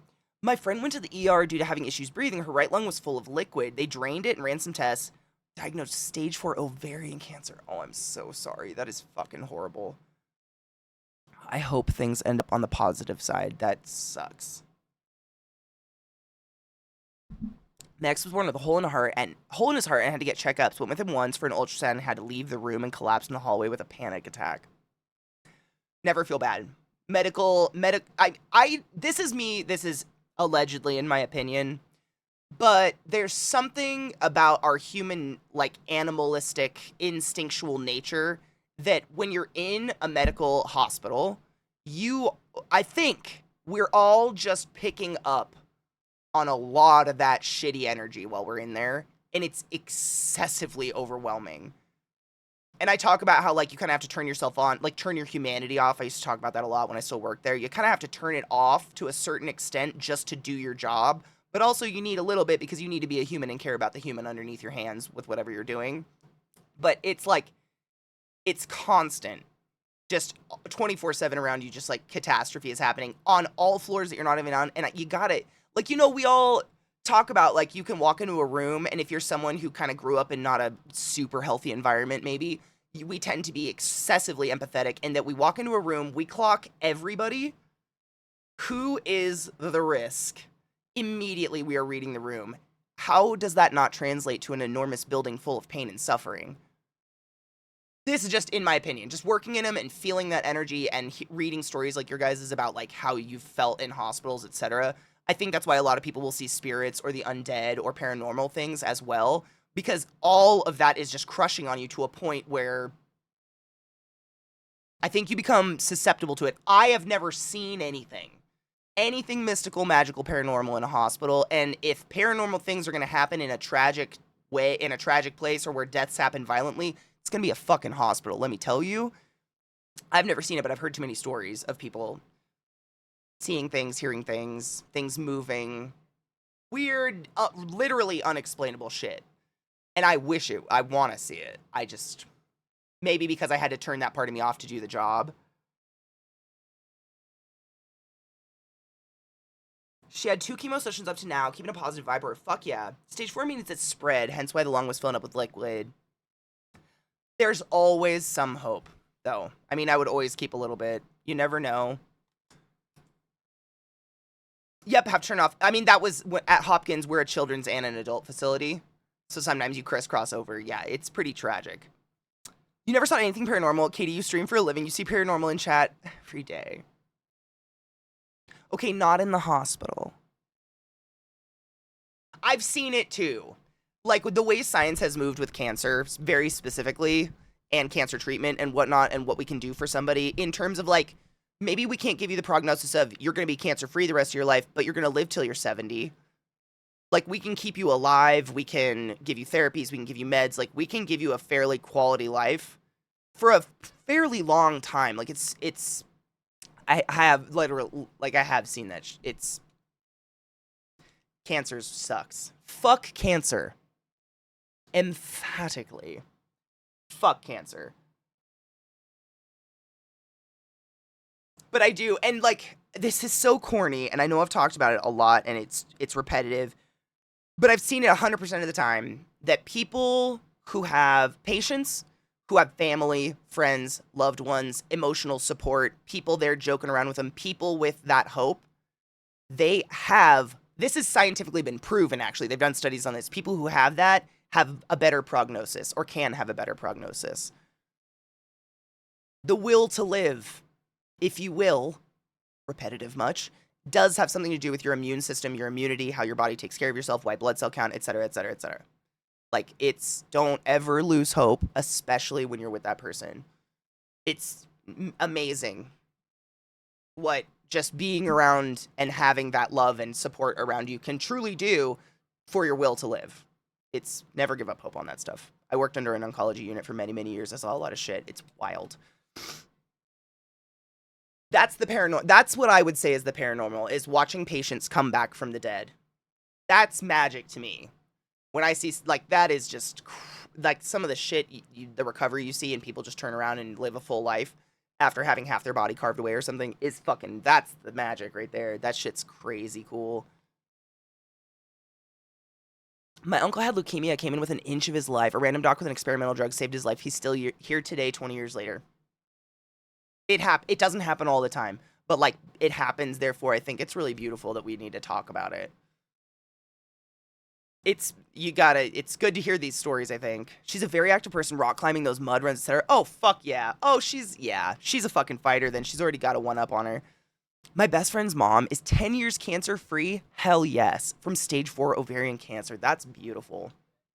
That's beautiful and awesome.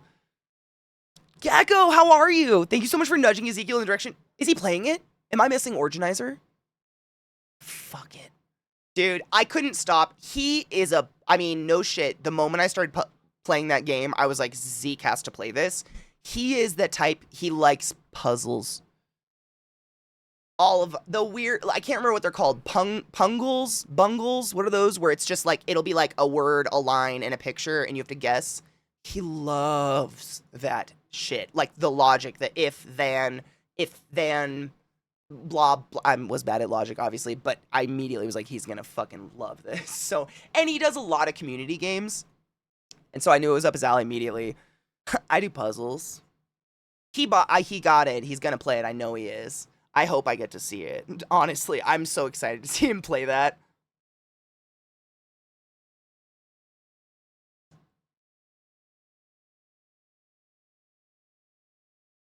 A VTuber thing Scott made for Zeke. Oh god. Don't look if you don't want to see wounds. Is it the little Canadian head? Fuck yeah, he mentioned it in Drop Frames the other day. I'm snickering everyone there. It's such a good game. I'm not just saying that. You've created a delightfully addicting game. In like a good, like a fun way, not in an angry way. It's great. It's relaxing. It's chill. It's fun to play with friends. It's very nice. And I'm a fucking lech, so you add fisting and butt plugs and, you know, sex play into a game and I'm there. So it's like a win-win. Hey, don't click Crispies if you're scared of wounds. I'm just saying that out loud again for those of you. I know you probably heard. Oh.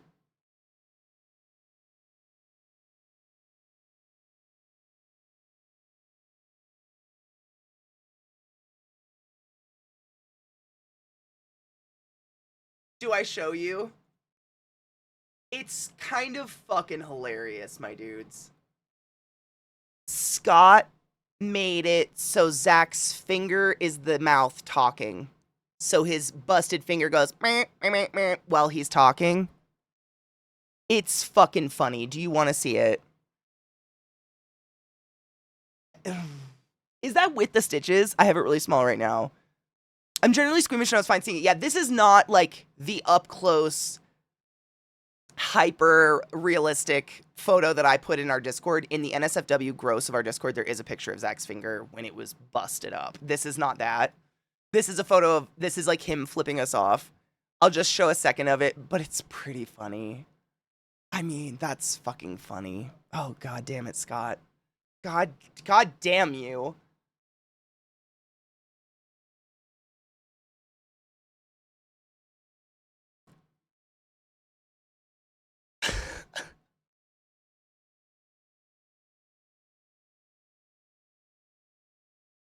That's pretty funny.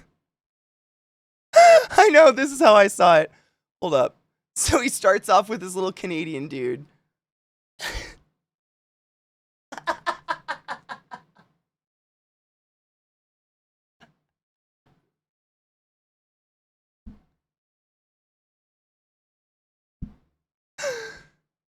That's glorious. It's so good. Well done. Well fucking done. That's beautiful. He is. I mean, seriously, Funk, I was saying that this morning. Like, there's no one to blame. There's no harm, no foul. The dog is this. Oh, that was the next chaos. Remind me, dog chaos. No harm, no foul. Zach saved our dog's neck from being snapped, literally with his hand. I would have done the same if I was there in the room. It was a millisecond. It was a millisecond that happened. It was crazy fast. It was so scary. But that's fucking hilarious. I think we would all do the same for our loved ones, right? Like, it ain't even a bragging point. Like, I don't think anyone here wouldn't jump in to save one of their cats, dogs, loved ones, etc. Like, when something attacks your baby, you're gonna save the thing. Like, absolutely. I think it's just akin to what any one of us would have done here. It was just, I mean, just sucked that dog got on Lil. Because damn. Big fucking damn. Yeah, Funk. I would have probably kicked the other dog. I'm kind of glad I wasn't there, but instincts, right? Would you say no to showing your finger to Zeke over the sink if the roles were reversed?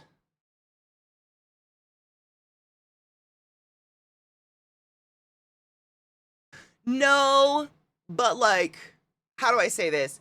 He didn't want to show it to me because he knew I'd say ER immediately. I wouldn't want to show it because I'd be like, this is really gross and I just have no idea what your level of tolerance is right now. I know I need to go to the ED, let's go, but like, I don't know what you can handle. Like, I'd just be worried about how people would react to all that blood, because there's a lot of people out there that, I mean, when are we just actively bleeding around one another, that actually have blood phobias and will faint? So I'd be doing that, like, are you sure? But like, not because I was afraid he'd make me do something, like, or not. If that makes sense. Different reasons, but probably. Just, it was, I mean, the meats were showing. It was blech, blech, blech, blech. Gross. It was a lot. It was buh, buh, buh, buh.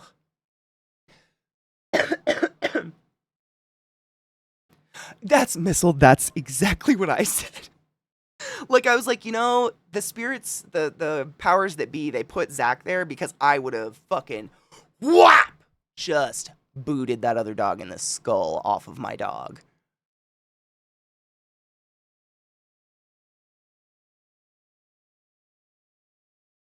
Yeah. It was better that Zach was there because he regarded the other dog, whereas I would have just been like, pooh, get off my girl. So this is the shittiest part of this whole dog instance. So, because we went to the doctor and we said it was a dog bite, they by law have to call animal control, and animal control has to come out and assess the situation. And they came out at 7 a.m. the day after, no, on Thanksgiving. They called to schedule an appointment to come assess the situation. And I respect, oh, the music's a little bit loud. This is a really good bop, though.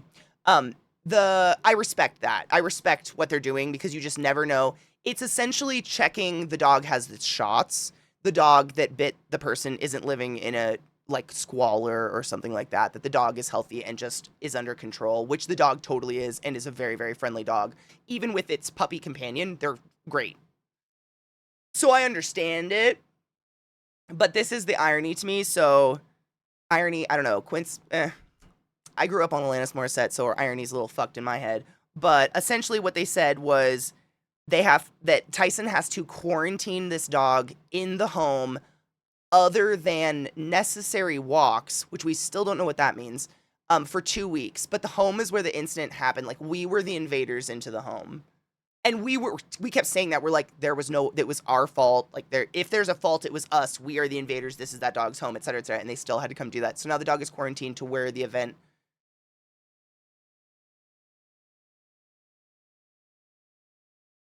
Okay. The dog has all its shots. All of our dogs have their shots. Like, we have. Nope. Still in their childhood home, which is so weird. I can't even imagine that. My childhood home is probably bulldozed by now. Yeah, that dog bit. So we had to deal with, like, the law and animal control and shit like that. And they were so weird about it because they'd be like, we promise we're not. They kept saying this without us saying anything. We promise we're not going to steal your dog. We promise we're not taking the dog. We're not taking. And I'm like, the more you say that, the more I feel like you're trying to take our dogs. I'm just being completely honest. Are you trying to take my dog? I think his other brother, Nate's always been in LA. I don't know if Tyson went to LA ever. I honestly have no idea. Whatever the recommended walk time and level of exertion is, necessary walks. Okay. I think that's basically, I mean, it's like, you know, they have a yard, thankfully, a pretty good sized yard, so the dogs can potty and stuff in the outside if they need to. But I don't know if they were being serious, but Zach and Tyson kept saying things like, yeah, they have to quarantine the dog in case it got lust for blood, in case it's, like, out for people now. Like, that's the reason it's being quarantined, and I don't know, are they fucking with me? Because all the dogs have their shots, they're all vaxxed, and everyone's okay. I don't know, I genuinely, like, is that real? It's the dog version of, you have to allow them access to the bathroom. Right, okay, that makes sense. See? I would believe it if you told me that that's a thing. That dogs might be like, oh, I can bite people now and then go bite more people. But the dog went after another dog and Zach put his hand, you know what I'm saying? I don't know. My parents don't own my childhood home anymore. I'd buy it in a heartbeat if it came up for sale. I would have a couple years ago, but my parents said they've gone and visited one of the homes we lived in as a kid, my favorite, the one they built, and it just looks trashed and no one took care of it, and that makes me sad, so I don't know if I want it. Take care of your homes. Is it like when a person kills something, they crave the power trip adrenaline rush again, hence serial killers? Maybe. I don't know if the dog's bit a person ever. Like, the dog is so friendly. I've met this dog multiple times. It's a very, very friendly dog. It's just a mutt. He's a little mutt. His name's Finn. I was sitting on a pen. Very kind dog. Just doesn't like other dogs. And we pushed that poor dog's limits in his own home. According to Sam, the dog trainer, bloodlust is nonsense. See, I wouldn't know. And of course, others say, nah, right? Like, how do you know?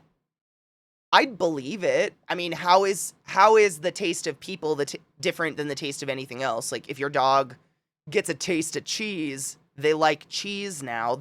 I mean, come on, our dogs. Anybody out there have a certain package sound that suddenly there's two little behind you and you hear the tapping of the little claws on the linoleum, and then there's two poodles sitting behind you, like, how is it different? Just because it's people? So it's probably like you have to deter the behavior so it doesn't become a repetitive habit. I don't know. I'm just guessing. I've never tasted people. Well, their meats. Well, you know what I mean. Shut up.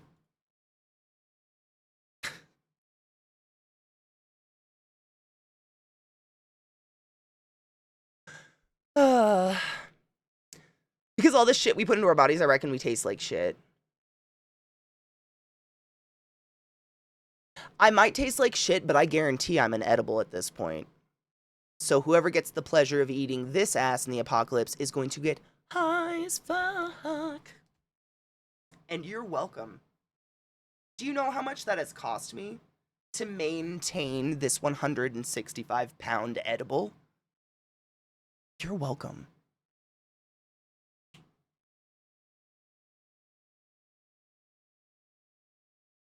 It is stored in lipids.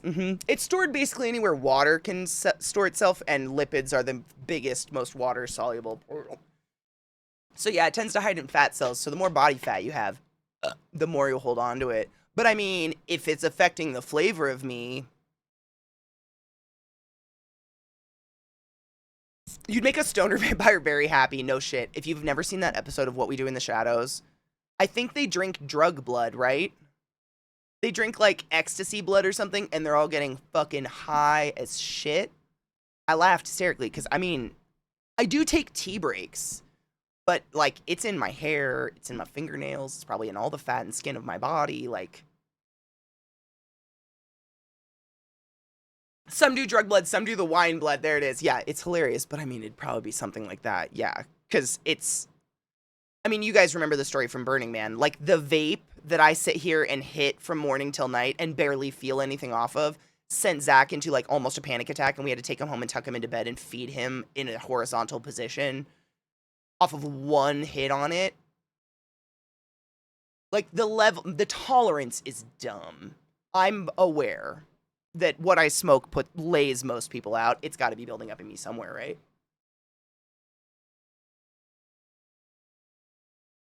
Apex predators don't taste good. I can't remember why, but it's why we don't eat lions, tigers, and apes. I've read that as well. It's something about our meats. Yeah, carnivores. I think, like, generally carnivores don't taste good.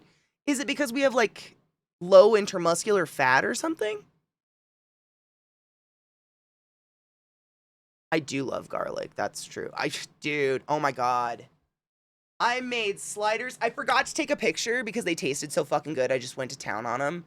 But I got, like, I made cheeseburger sliders. I don't know what you would call it. It's essentially like you buy a pack of the Hawaiian rolls and you slice them in half, and then you put cheese and then chopped beef that you pre-cook, you know, like stir fry or whatever, and then another layer of sliced cheddar cheese, and then you put the top back on, and then you brush it with butter and put sesame seeds all over and bake it.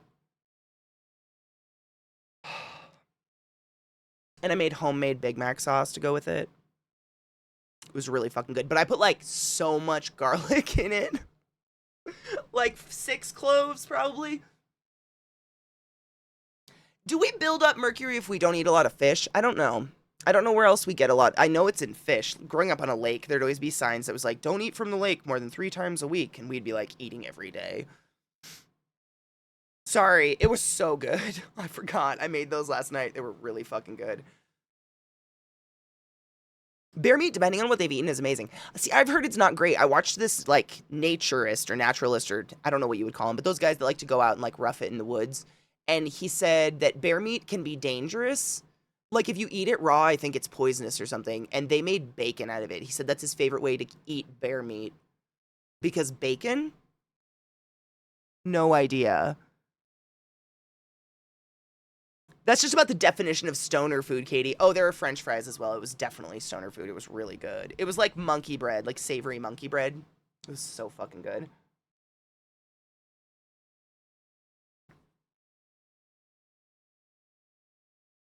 Excuse me. Hardcore scavengers apparently supposedly taste terrible. Lobsters and crab.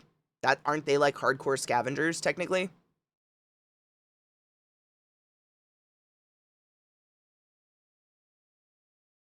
I like this song too. There's 2 versions of it. Do you like the slower one or the faster one? This is the faster one. Me too. When I hear the slow version, it feels broken to me now. I'm like, what's wrong? Am I playing this at half speed? And they don't have this version on YouTube. Like the music video is the slow version.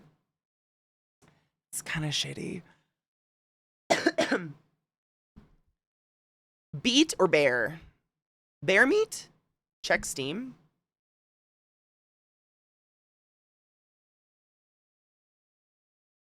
Will it let me?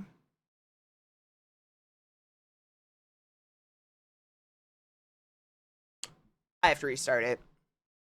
I don't know why, but Steam makes me restart it to get a notification if you've done something on it. It's very annoying.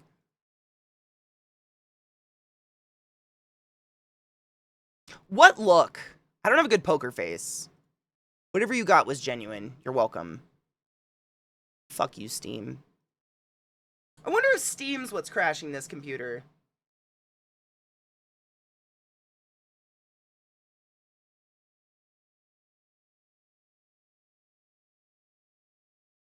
And there it is, notification. Oh, no shit! Knives spawned me the Borderlands pre-sequel. Is that a sign you're ready to play? Do you want to play? If not, don't worry. No pressure. I want to. Knives spawned me the pre-sequel, which was the only one I needed. Thank you. I appreciate you. It's so stupid that I have to restart Steam to get that. Thank you. I did need the game, and I appreciate you. Thank you. There's a huge difference between a naturalist and a naturist. Is a naturalist the nude ones? A naturist is someone who likes nature and goes out and, like, lives in it. This PC, my gaming PC, has just been freezing overnight. And so when I wake up in the morning, the mouse is completely non-responsive. And I see that it's, like, freezing because I have an analog clock, like, rain meter clock on my desktop. And I can see what time of day it froze. And it's always around, like, 5 in the morning. And I just have to hard restart it. It's really weird. And I've been trying to figure out what's doing it because I've ran tests, I've ran scans, I've done all the shit. Other way around. Naturist is a nudist. Really? Rain meter's great. I know. I do too. If it wasn't for rain meter, I wouldn't fucking know what day it was. No, I don't have a sleep mode. No. My face literally doesn't change. The fun part of being a stuffed animal, my poker face is, I have no poker face. It's like I feel like I'm one of those people where wherever my wrinkles develop will show you the emotion I had the most of my life, and it's this one.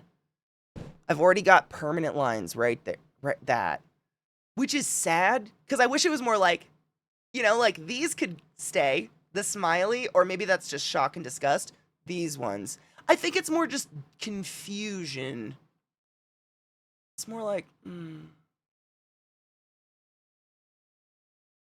I don't know how to, perplexed. I think perplexed. Why? If you're losing time, it might be the CMOS battery. What do you mean losing time? See, oh, and it did crash blue screen one night, like a week ago, and the error was a watchdog error. And it was like CDC underscore or CNC underscore watchdog underscore something. And if you Google it, there's only one thing. It says it's a hardware incompatibility or something, or something incompatible, but like I have not touched the innards of this computer or done anything to it, so I have no idea what that means. Why? I don't know what's changed. Yes, I feel like it's, do you remember that meme from a couple years ago? It was the little girl, like the what girl? What was it? She just made that look like in the back of a car, like judging you. It's my version of that. And it's gotten stuck. Yeah, what was the meme? I can't remember. Like if your computer clock stops counting forward when it's, oh. That might, yeah, that. Just, it's, I'm gonna keep my mouth shut face. I don't know how else to put that. I've been genuinely, how do I word this? It's, I think, it's not worth it. It's just, I'm gonna watch that crash because I don't know what else to do. I need my chapstick. Where's the chapstick? There you are.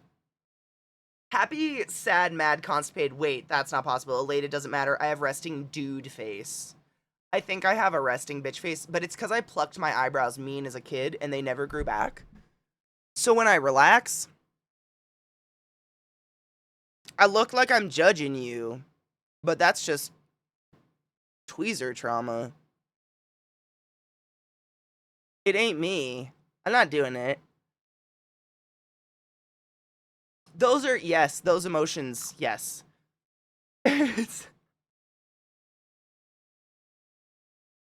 What is it? There's gotta be, man, where's fucking Sec when you need him? Now, There's something about, like, I'm going to fuck you with Satan's cock. I remember learning in psychology that there was something about when you put your hand on your face and you do something like this, you're hiding an emotion. You're hiding like you're being a little mysterious, like it's like a subconscious kind of like, I don't want you to see the judgment happening a little bit. I just want to keep it to myself. Sales, thank you so much for subbing the class, keeping the class alive and giving it a so fucking 54 months, dude. Hail Satan. Satan's back, by the way. But I did keep the other one. I think I did. Did I? yeah. Oh god damn it. No, I didn't. Wasn't it? Yeah! Fucking A! Is that my voice? Yeah. Anyways. I kept it. Hail Satan. Thank you. Orion's belt is a big waste of space. Terrible joke, only 3 stars. How could you?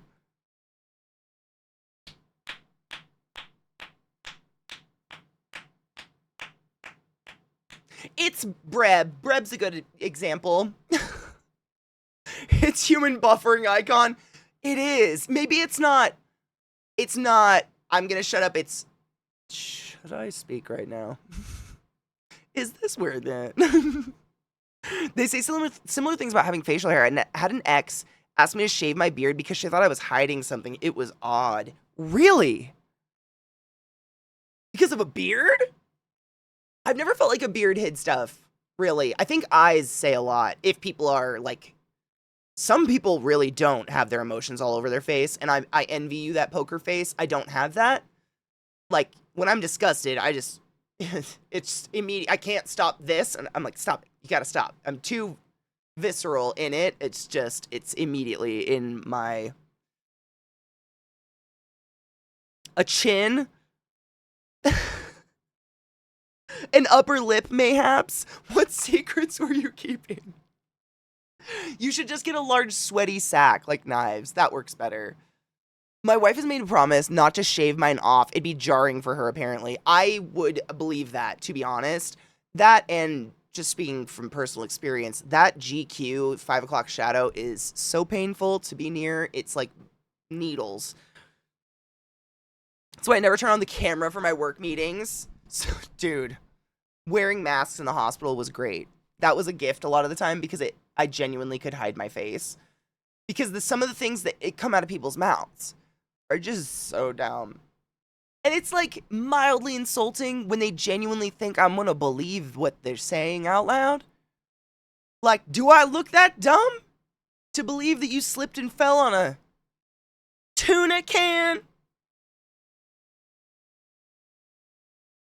What about me says, she'll believe that. Because I'd like to change that. Please, stop it. Just tell me you got too horny. I don't care. I just want the real thing. You ever see vampire artwork? It's okay, but they can only draw.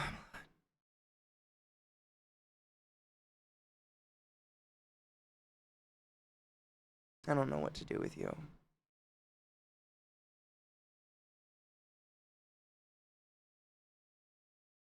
Where's my music coming from? Oh, I found it.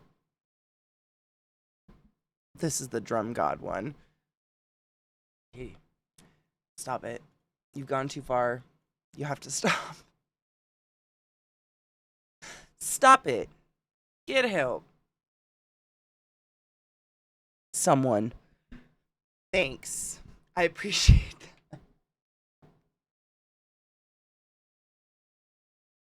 That came out of fucking nowhere.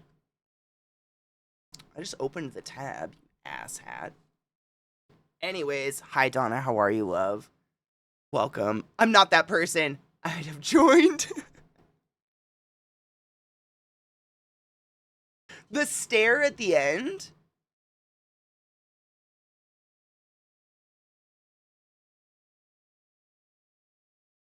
Do I have like a... Hold on.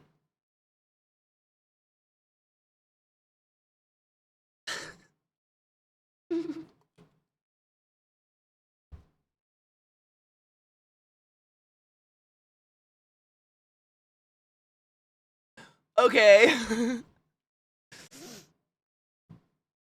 You're right. Shots of them and put them in my photos. Cause like, that's what you gotta do now. You gotta have, like, you gotta like carry that. But I'm in fucking Wyoming and there's no service. So I'm like, I have to go into my photos. And mind you, I'm in my Jeep and this cop is barely tall enough to see into my Jeep. So he's like looking down at my lap at my phone. And I opened the wrong fucking folder.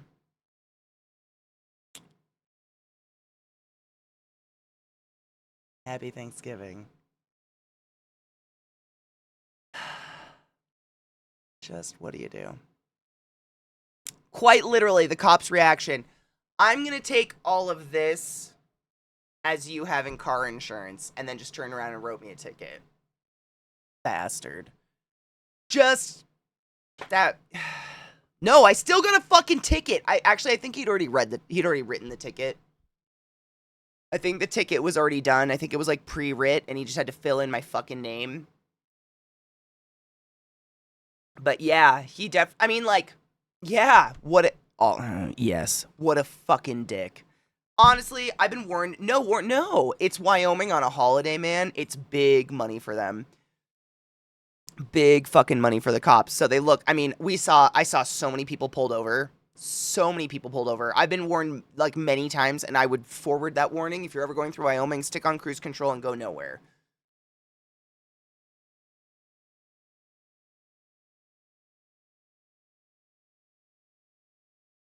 I wonder how much of the budget comes from ticketing out-of-state people. Probably a lot, I would imagine. Ohio as well? Yeah, it's shitty. It's shitty because it just makes you hate cops instead of feeling like they're there for a reason or they're there to keep us safe or anything like that. You end up with that attitude of like, fuck cops, what have they done? Oh, you got me going 3 over.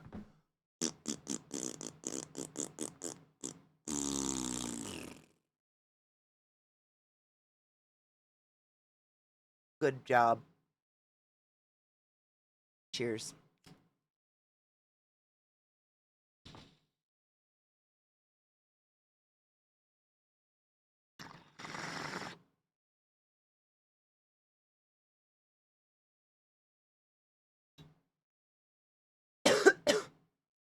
%, Kins, and it's like, it's hard for me coming from where I've lived and shit like that. You can't generalize personal experience, but I know for a fact there's like horrible crimes being happened against people all the fucking time. It just,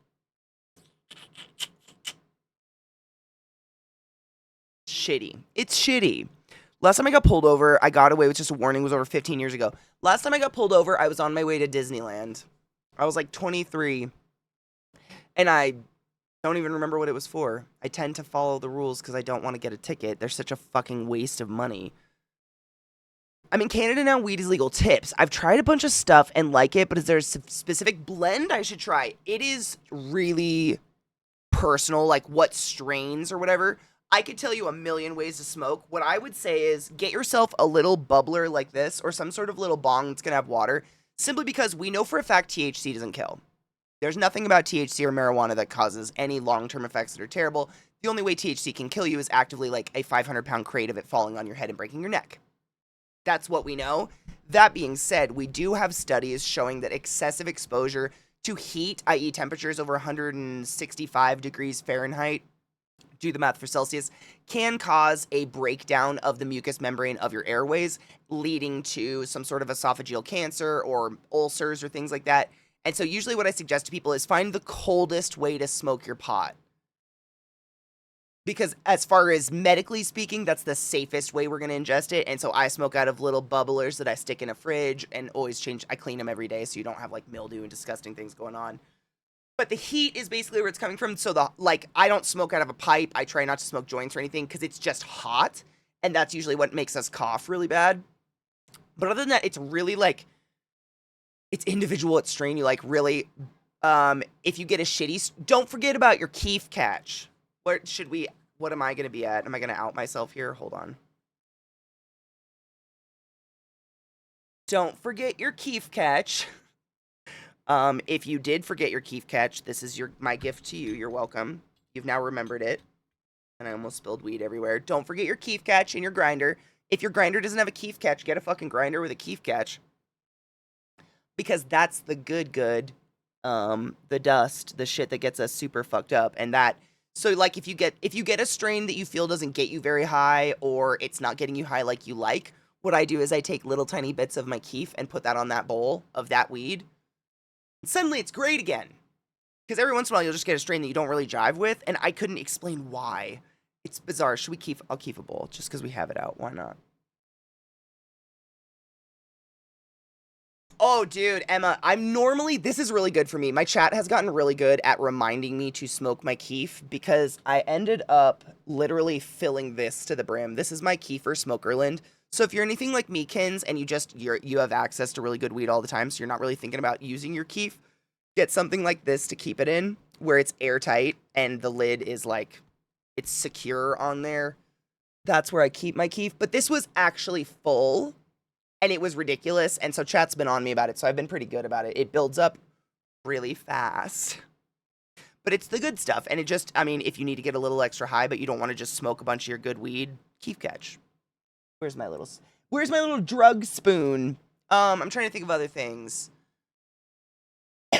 There's so many cool tools all over the place. No shit, Kins. I think I'm pretty sure they ship to Canada. Hemper, I would check hemper.com. I have a discount code with Hemper. Hemper has the coolest bongs, but they're not hundreds of dollars. Like this little guy, I want to say was like 60, and it's one of my favorite bongs ever because it's got a really solid glass bottom, so it's almost impenetrable. It's almost impossible to hurt. But you can also get these little tools where it's like scoops and stuff for your key, for your weed, so you don't have to touch it. Like little things like that, just to make it kind of like special. I don't know. It's hard to explain. I imagine it's similar with people who like to do like their own espresso coffee or like pour over coffee or something like that. It's like, it makes it kind of special, like a fun little, like, I don't know how to put that. I'm sure you know what I mean. They got the egg bong you had for $20. $20 for the big one or the tiny one. That's a really good bong. If you guys are in the market, the egg bong's amazing. I'm trying to think. Keep your weed in a cold, dark place, preferably. Anytime it's exposed to light, the THC is going to be broken down in it, but strains and stuff. And especially, like, I mean, I don't know if you experienced in the US, it's weird. It's like some brands of weed, I don't know how you would put that, they're cross-state, but most aren't. So, like, what I can get in Colorado, people can't get outside of Colorado. It's someone created that strain here, and it hasn't been able to make it outside of the state to be grown by anyone else. Or it did make it out of the state in an illegal way to the point where they don't want to say it. They name it something else. I'm so sorry about that squeak. That was terrible. Yes! Hemper does ship to Canada. They're amazing. Use code CLASSHOLE. You get like 5, 10, sometimes 20% off depending on the time of year. But they have really reasonable prices, I think. And you can literally just shop for all the different things. If you get yourself a little bubbler, especially if you get it on Hemper, you don't have to. There's a million places. Hemper, I've just found, has fun stuff for relatively good prices, as opposed to some places it's like, you feel like you have to sell a kidney to buy a cool bong. Like, I want a cool bong that's not $500, and Hemper has that shit, and I think that's really nice. Oh, that is the worst sound, and I am so sorry. If you get a little bubbler, my advice, get a couple extra bowls. When you're smoking, this guy is getting the hot, cold, scrape, fucking plunging it with Q-tips and shit like that. This is getting the most abuse out of your entire piece of glassware, and I go through more things, more bowls than anything. It's crazy. They just because, you know, you're literally lighting them on fire and then washing them in cold water, and glass expands, contract, expand. It can only do it so many times. It's inevitable they're going to break down and bust. But there's bowls they have that are double-walled. Wouldn't suggest those. They're impossible to clean, and I know you're like me and that you're a little, if company's coming over, we have to bleach the baseboards. I don't know how to put that. Little anal retentive when it comes to organization. Maybe a little OCD. We're not going to talk about it. But it bothers me if I can't get to something to clean it. And the double-walled, I don't have an example of one on my desk. Otherwise, I'd show you what I mean. But, like, this is not double-walled. You can definitely see my weed and the burn marks and whatnot. Double-walled ones tend to be really rounded. But, like, you know that black shit that builds up in there? That's literally, I cleaned this earlier. This is already building up. That gets up in the double-walled. And it's, I mean, borderline impossible to get out. You could literally rinse it for 3 hours under boiling hot water and sit there and mind fuck it with a pipe cleaner. And you're still not going to get it all.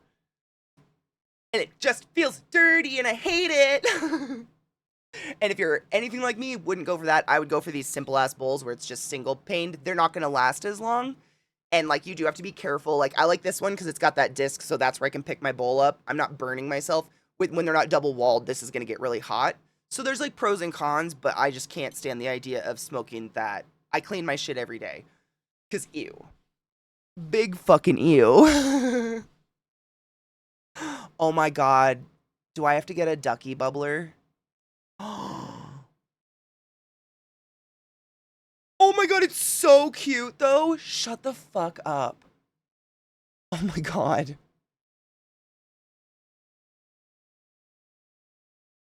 It's really cute. This is almost the exact design of what I've got here. So I know that's going to clean well, and I love myself, but that's a double walled. There you go. That's a double walled. So you see all that space? That's designed so you can pick it up while it's hot, which is great. So you can, you know, clear the bong. But, oh, getting that clean.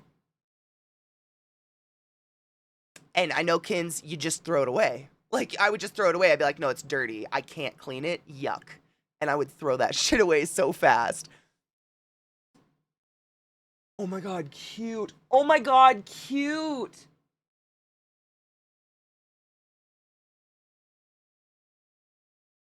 Oh my god.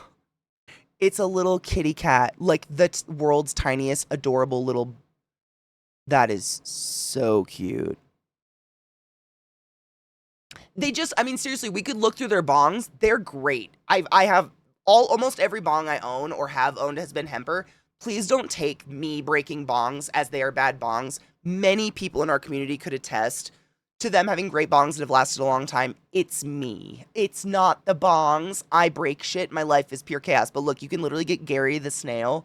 You could get a... This is... Okay, so I will... I'm so glad this is on the front page. This is the... You can't clean it. Do you see how it's constructed? The worst bong on the website, don't buy it, is all I'm saying. I have it somewhere in my house. Do you see this construction? How it goes, where can you get a pipe cleaner into the clear part? You can't. And rinsing it, the water just blasts through the green pipe, and anything in the clear part gets not touched. You literally can't... If you turn this upside down, a good inch of disgusting bong water stays in it. It's impossible to just pour all the water out of this bong.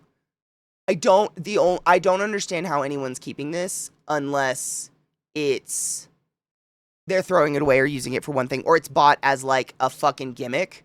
It's impossible to clean.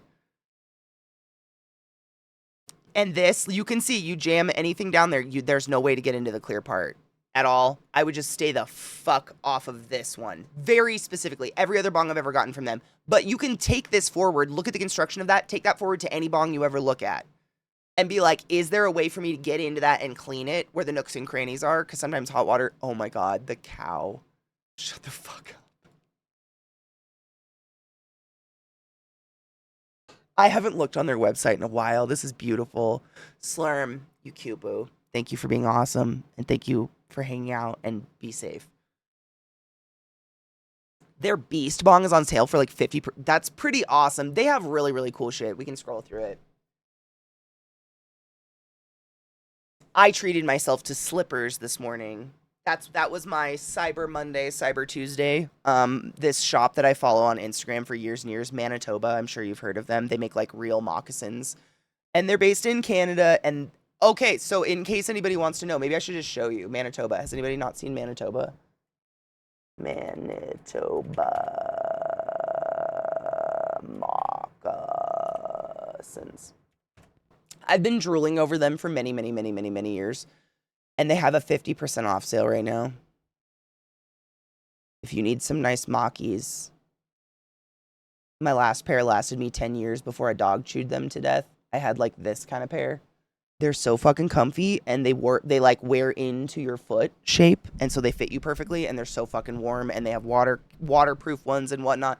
So if you're ever, that was my Cyber Monday treat to myself, was some nice slipperies, because I definitely needed some indoor-outdoor slippies. Where were we? We had a different hemper. Okay, so that one. Don't get that one. That's all I'm saying. Go stretch your legs. Drink. They don't touch my ankles because they're huge. They're literally like boxy. Of course. I love giving pot advice. Please look around their website and save money and shit. Especially because they have this sale right now. I like the gummy bear one, but it kind of looks like it's butthole or penis or something.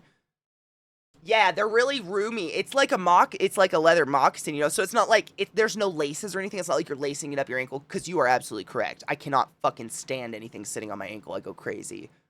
No, they're huge. They're like that big around, so it literally doesn't touch my foot at all. It's great.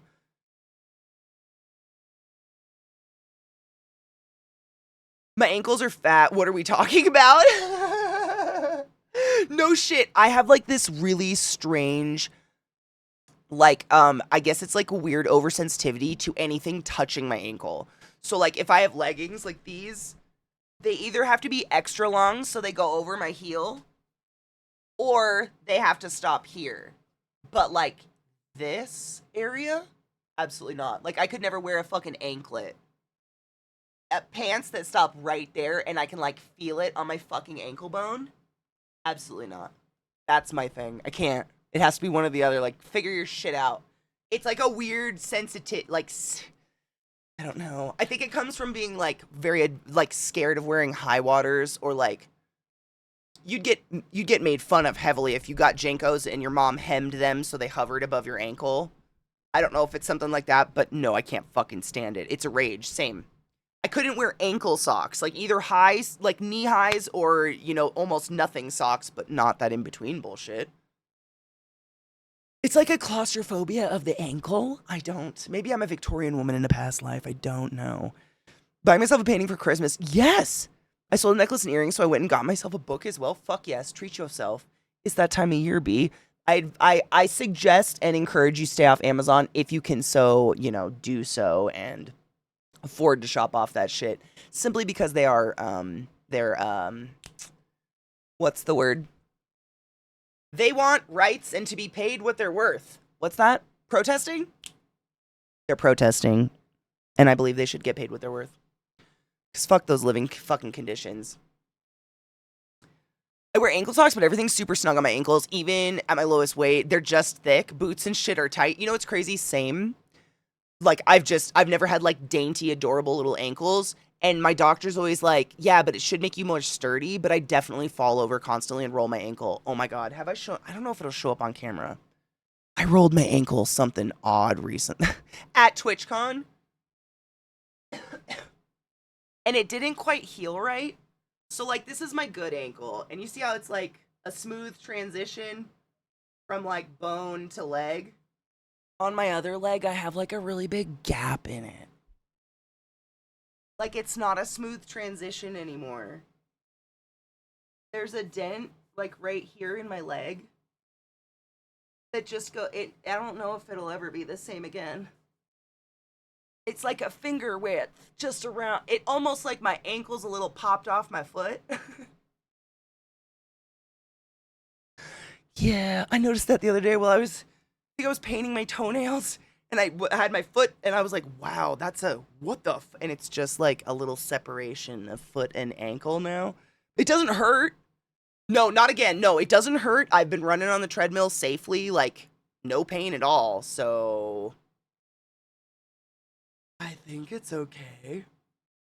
It just doesn't look the same anymore. Very clearly not the same anymore. Really? I have small feet for my height, actually. I've been told I have small feet for my height, which is interesting. I always thought I had big feet. It's fine. It's fine. I mean, I went to a first aid tent and they wrapped it up. It's fine. It was fine. It was just some deep black bruising. I did my shin for years after ramming my leg into something. It's slowly filling back in. How many years? I fell off third base playing softball when I was like 13 and ripped almost every tendon in my outer ankle, stood on crutches for weeks. Now as an adult, it's still swollen and hangs funny. I kind of wonder if I did something like that. Because, like, this part of my foot is like a lump, like a permanent lump now. I don't know if that... There's the crease. That's permanent. And then there's like a bone lump right there. And it doesn't hurt. Like, I'm fucking manipulating it all over the place. It doesn't hurt at all. But it's not the same on the other foot. I don't know. But it doesn't hurt. So whatever. I'm fine. Who wants symmetrical angles anyways? Nobody. Pfft. The only reason you notice is if I like pointed my toes against a horizon of a sun line or something. Oh, these are great. I've actually gotten a couple friends stuck on them. I found these. They're you'll actually probably love them. They're super cheap. Hold on. Super cheap but fucking incredible. These are actually my second pair. They are I think they're Japanese. No, they're from China. They're Chinese, like, I'm trying to think of the word. Almost like CrossFit, like cross training shoes, I guess you would say. They're meant for like fighting and shit, but they're so fucking comfy. I'm obsessed with them. It's literally I actually have two pairs, one white and one red, but I rebuy them all the time. And they have 30% off for Cyber Monday. But they're already dumb cheap. I mean, I like them because they're like $35. Yeah, they're $35 normal price, and then on sale they're $22.75, and they have a whole bunch of different colorways if you don't like. But they're really comfy. Like, super comfy. I wear them all the time, everywhere. I've walked countries in them. They're pretty great. Bong cleaner, lipstick, and shoes. Thank you. I don't like to spend money, so when I do, I try to make sure it's a dope thing. Where is that? I'll give you the link. Hold on. Here you go. They've got a shit ton of colors and stuff. I'm not affiliated in any way, shape, or form. I did like, I went through, I don't know. I just kept buying fucking uncomfortable shoes. And so I went through like blogs, like written blogs by people who are very dedicated to finding like comfortable shoes. It's not about brand. It's not about style. It's not about whoever made it. It's about a comfortable fucking shoe. And these are meant for like cross training, not running, but like cross training kind of shoes. And they've actually, when I first bought my first pair, no shit, all they had was white and black. It's crazy how many different type colorways they have now. A ton. It's wild. I didn't know. They've really grown, which is great because they're so comfy. They're really basic, but man, are they comfortable. No shit, some of them are on steep sale. These ones are literally $22.75 right now. And they've got like an indestructible. This is like indestructible. It's that gum bottom where like it never fucking wears down. That's not the reason I ever have to get new ones. I have to get new ones because eventually they start to split right here. But I'm talking like 2 years eventually. Like they turn into garden shoes and then they split. But other than that, it's got, I don't know, they're great. Oh, I'm always out to share something because then you don't have to do all the fucking work I did. I did the work. Like, you guys know my headphone wall. I did that work too. I did the work so we can all just enjoy the results now and be comfortable. It's great. This feels really good. I'm just going to stretch now. They're really cute and they're comfortable. And if you're anything like me, like, I love this look of a rubber top, but I have like a really wide forefoot. So I've never been able to wear like, comfortably wear like Chucks. For instance, they're too narrow. The toe of them is too narrow. So for me to wear them, I'd have to get them like 2 sizes too big.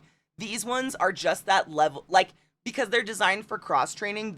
I watched the videos on them. They make them wide so that when you step down, your toes can actually like splay like they're supposed to and keep you balanced. You know what I'm saying? So you have like that room in there. They're not narrow by any means. Like I didn't have to get wide. I just got a 9.5 and it fits really well, or 9, I guess. Same. Like it creates like a dent in the middle of your toe. My sister loves Chucks though. My sister can wear them, nobody's business. I've never been able to wear them. And these have the exact same cute look, but they don't hurt. And that's, no one wants their feet to fucking hurt. Knives, that's what I end up doing. I have 3 pairs right now, just in different colorways. And honestly, it's just because I own a lot of green. Like, I did it on accident. I wore green pants and red, and this happens all the time. People are like, wow, you're so festive. I guess I'm festive. Happy holidays. I try not to do that, because when I first moved here, I bought a pair of shoes that were blue and orange, and everywhere I went, people were like, go Broncos, and I was like, what's that?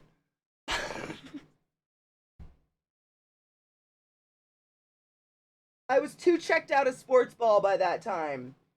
It's almost impossible because teams pick complementary colors. Blue and orange look good together. Fuck. Genuinely had no idea. This has happened to me too many times, so I try to avoid that stuff if I can. We have the same shoe size, yes. Jeez.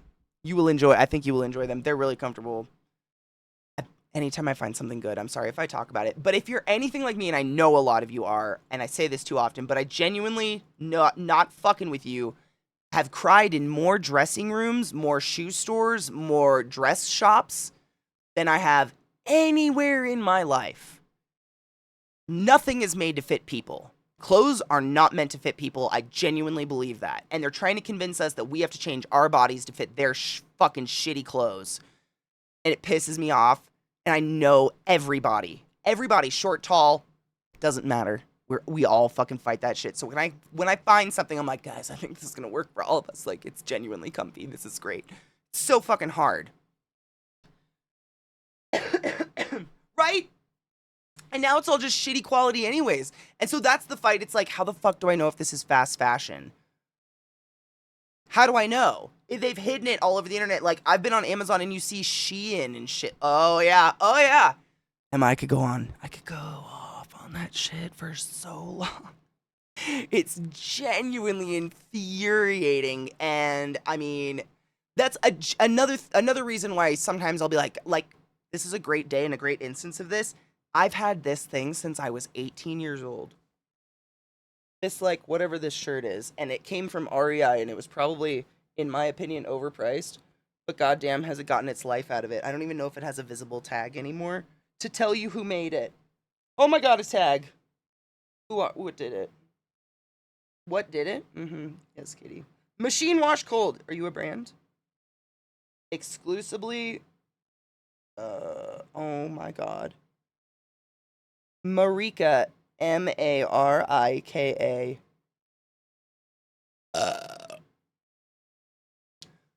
And like, anything at REI is overpriced, 100%. Is it though? If I've had it for, do we need to say how many years?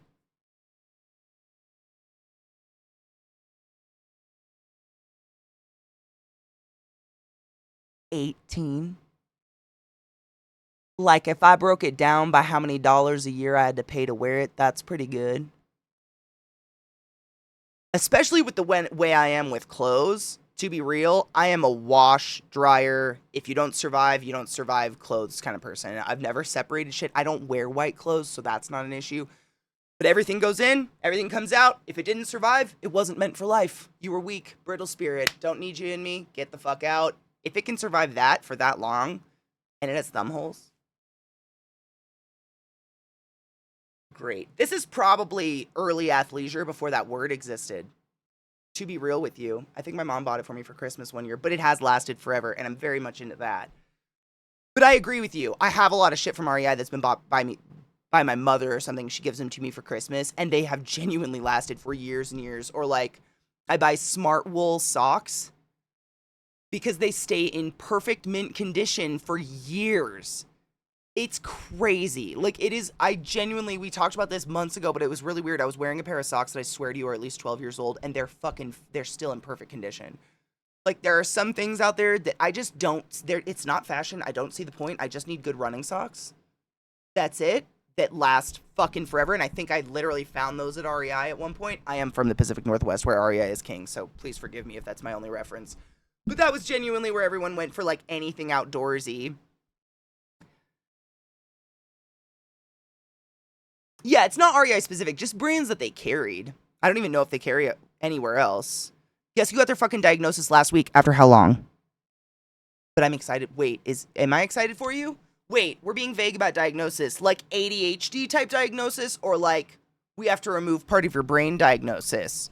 Do I need to fly to Sweden? The fuck? Which level? Boombas are great merino wool socks, and every pair... Bombas, I've heard those are great. Yeah, 18 years. Wow. I'm very happy for you, but Jesus fucking Christ. I've heard about Bombas a lot recently. They started sponsoring people, and I'm always very sus of that shit. I know it's terrible, especially with the position I'm in on the internet and like what I do for a living. But my dad taught me when I was little that if they needed a commercial for it or a billboard, it can't be that great because the best things are spread by word of mouth. And I didn't start hearing about Bombas until about 4 months ago, and it was like every streamer and TikToker was sponsored by them all at the same time, and I was like...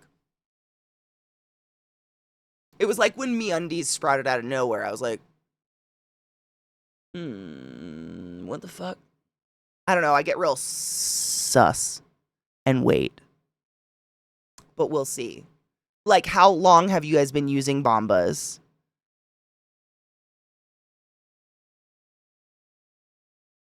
Crispy, have you ever heard that?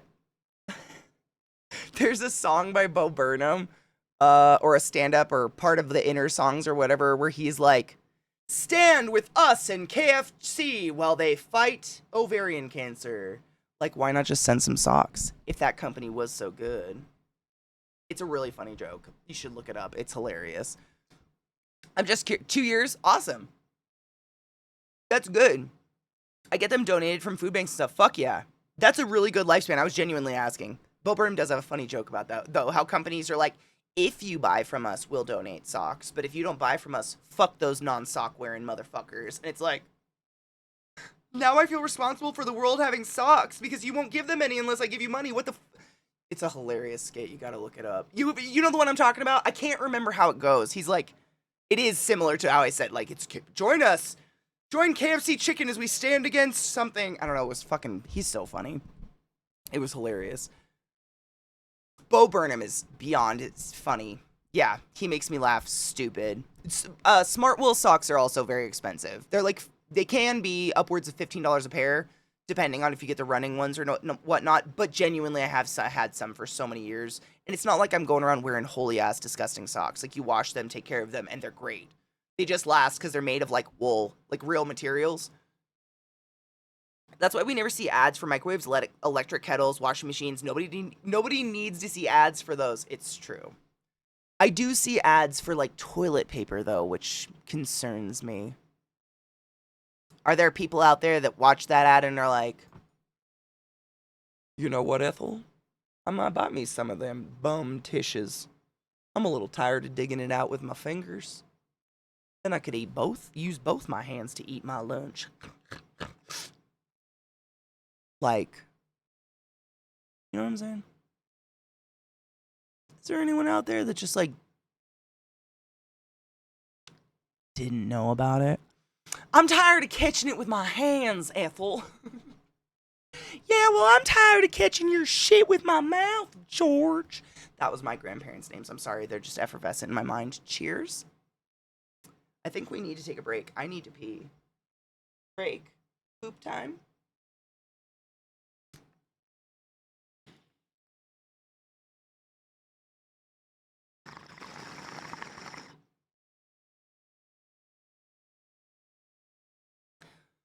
ADD and autism level 1, aka Asperger's. We don't use Asperger's or Asperger's in the US anymore because apparently that was one of the evil scientists from the Nazi camps who actually, like, yeah, he figured out that there was some level of, like, autism spectrum and whatever, but he also tortured people, so we don't use it anymore. I think that's why, but I'm glad you find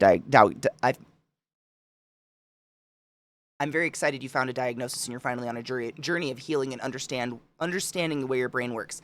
That being said, regardless of what words a doctor puts on you, you're still the same old fucking LZT and I love you to death. Understood? Great. Words are just words at the end of the day, and I know some people might be scared that it, like, makes people think of them differently or something, because I definitely had that. When I got all my diagnosis, I was like, wow, if anybody hears about this, they're going to be like, that confirms everything I've ever thought. What a psycho. And I'm going to be like, okay. But, like, still, I'm just me. Still the same fucking person. Plus, Aspie supremacy is a problem. Was that the thing? I had an aunt that hung dish rags in her bathroom and wanted us to use a dish rag for your butt.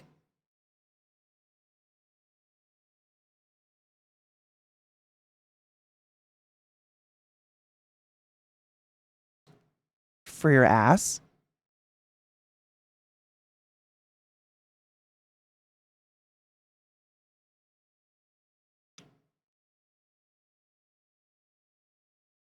Oh.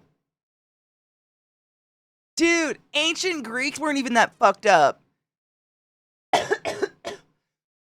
They used chipped pottery to scrape shit off their buttholes, but then they dropped it in a receptacle and didn't use it again because they understood that feces is fucking dirty.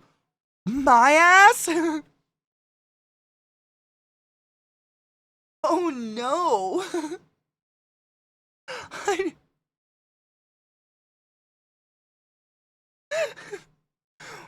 Why?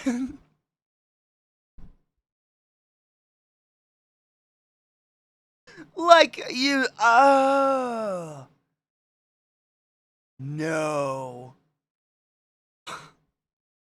See, my family's like one step back from that level of redneck. We're very trash in some aspects. Like, we definitely let the dogs lick all the dishes clean and then put them in the sink and clean them.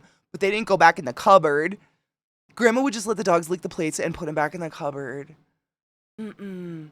Did they have a communal family tampon as well? Or like the ancestral condom on the wall of sheepskin knitted by your great-great-grandpappy that everyone just... Is the sheepskin bladder in use tonight? We are looking to not make you a sibling. Like, what? How far does it go? How, like, is the squat and cough whore hole real? The one where daddy tells you to squat and cough after a date to make sure you have not unvirginized yourself? Like, how far? I need to know. Dude, that's incredible. More about people who are autistic saying that it isn't a disability and spreading ableist lies. Oh, really? There's an IGer who talks about the problem with it, looking for the user. That's gross. That is sad and gross. But they have reusable cloth diapers, and no. There's a communal tampon.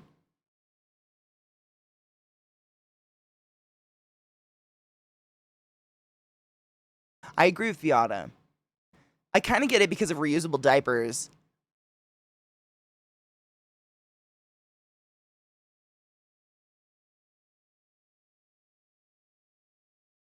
You're not wrong. But are we right?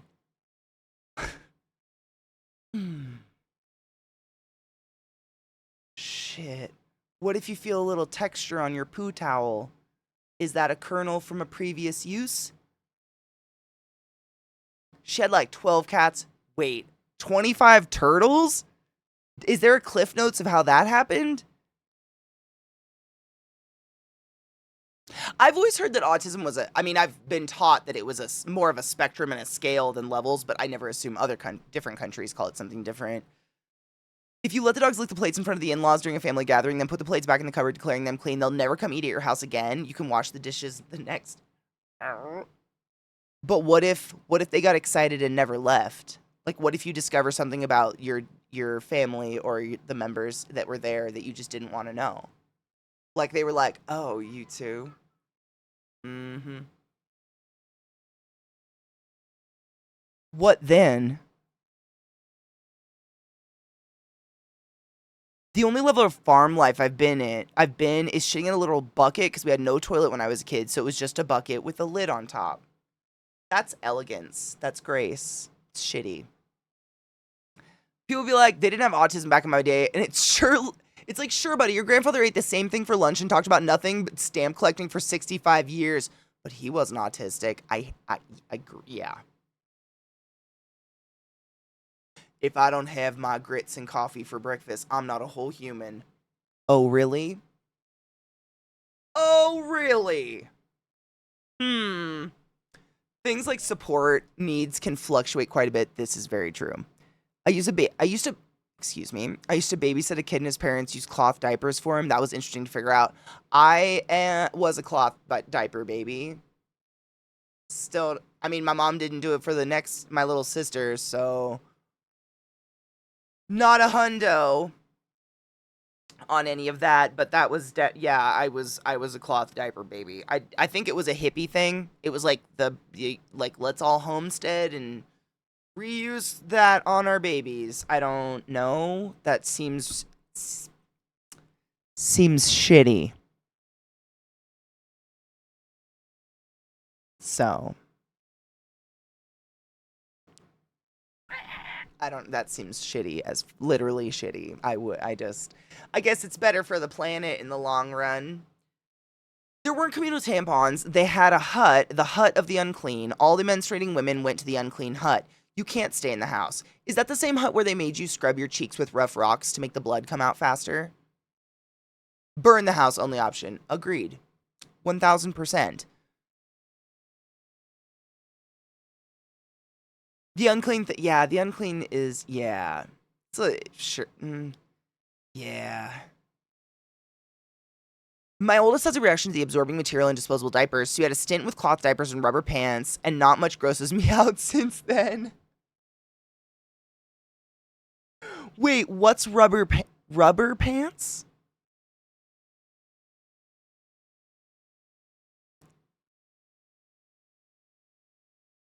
Why were they rubber? Was it so... I don't know how to ask this. Leaks? Yeah. Was it so the leaks, we didn't have like a blowout? Yeah, okay. I didn't really know how to word it. I mean, cool. I didn't know how to word it, but you understood what I meant, and I appreciate you for that. Thank you. If I was a woman and had to go stay in the unclean hut, I'd strip down, cover myself in blood, and terrorize the village. See, it's interesting because I've read reports where they talk about the unclean huts or places where menstruating women had to go because we were disgusting. And on one hand, I'm like, how dare you? And on the other hand, I'm like, did women do this to get the fuck away? Because the idea of having a special place where it's just women and food and big baths for a week kind of sounds dope. It's like, don't touch me, I'm unclean. Yeah, it's an 8-day one this time. You should probably just leave. Like, but I don't know. Maybe it's column A, column B. I don't know.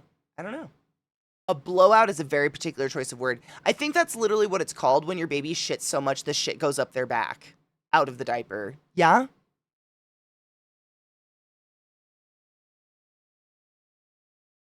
Isn't it called a blowout? Like, it's just like, just shit.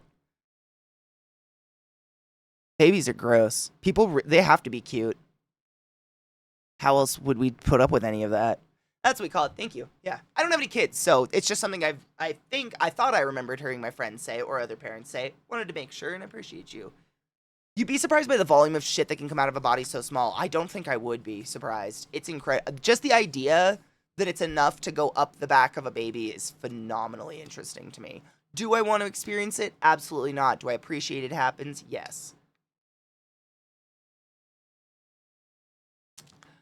Up the front to their chin, up the back to their hair, down both legs into the fade.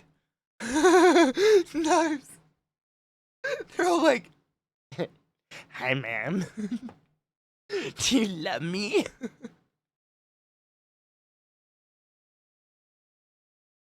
Poor babies.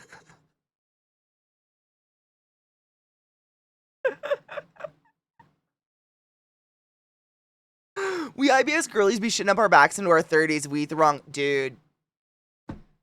Amen on that. Holy crap. No pun intended. I'm ashamed. Sometimes the yolks, they just flow. You know what I'm saying?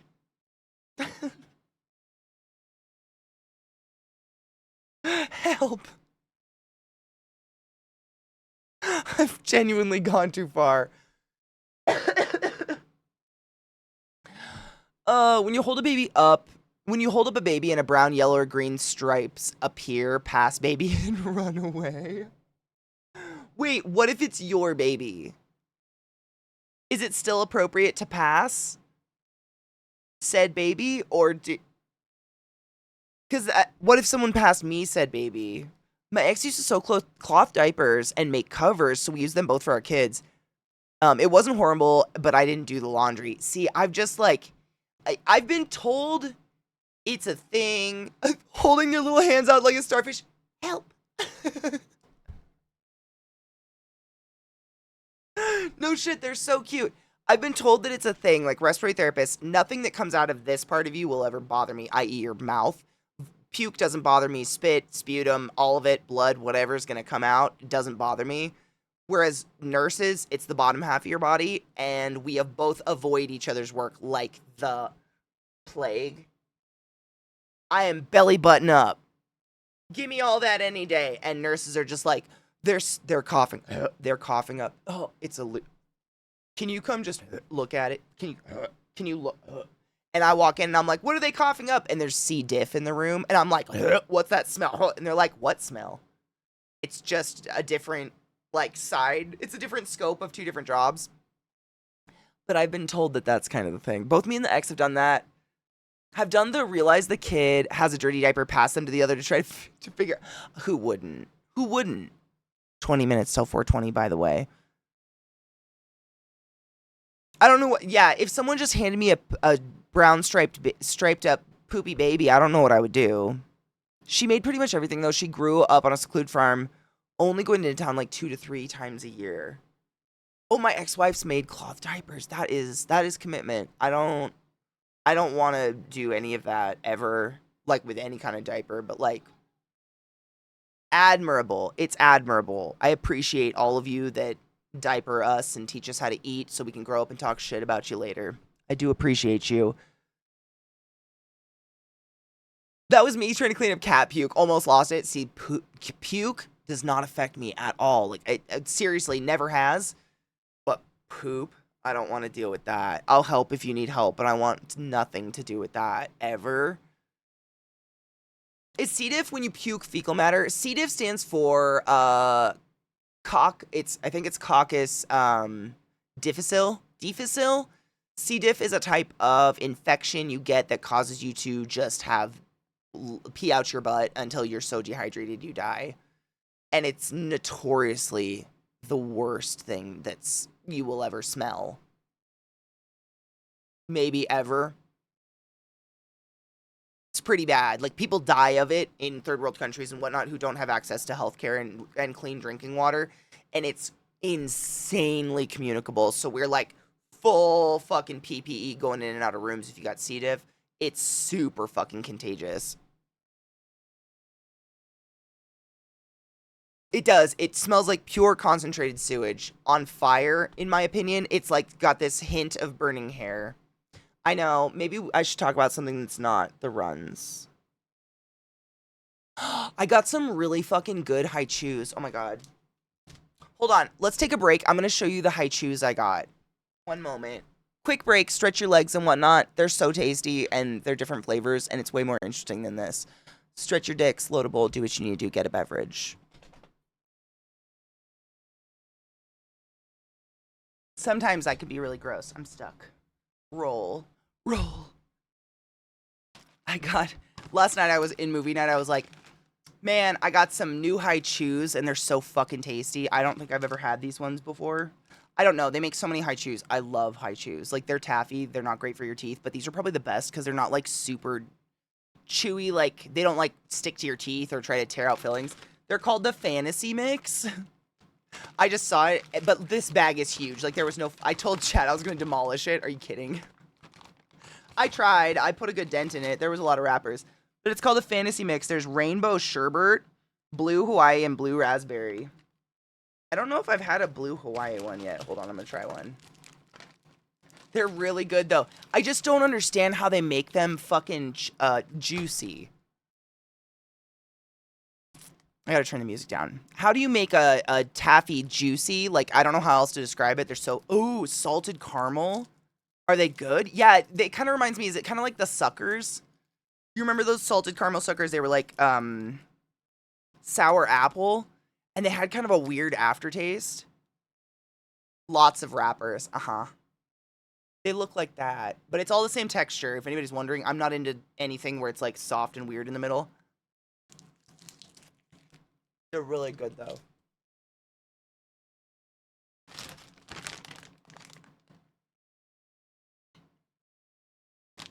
They're really loud, too. Oh my god, that's so good. Mmm.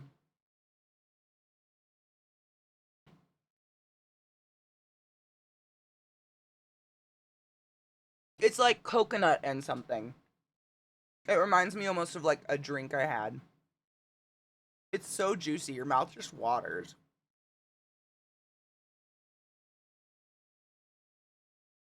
Mm-mm. It doesn't make your saliva extra sticky or anything gross. I couldn't eat something like that. It's genuinely like your mouth just starts to water. It's so gross. I'm sorry if anyone heard any of that. It's, they're really good though. It's like pineapple and coconut. What is that? Pina colada? Minus the booze. It's so watery. Your mouth just like... But they're so fucking addicting. I remember when I first started going to Wajimaya when I was a kid. That was the only place I could find these. And they'd be like... They were like tropical flavors, like mango and shit. And I loved them. This one, what is this? This is the other one. I'm a blue raspberry fan, so as soon as I saw there was blue raspberry in there, that's pretty much all I've eaten. What is this? Rainbow sherbet. What's that flavor?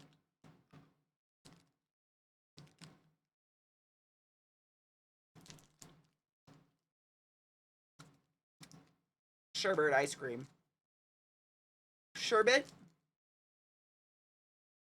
Sorbet. They're so juicy. It's crazy.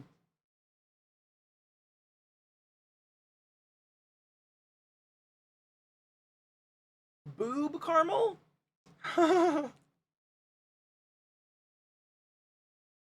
I've never had the dragon fruit because have you ever had real dragon fruit? It's very disappointing. I'm trying to gate this. It sounds so gross.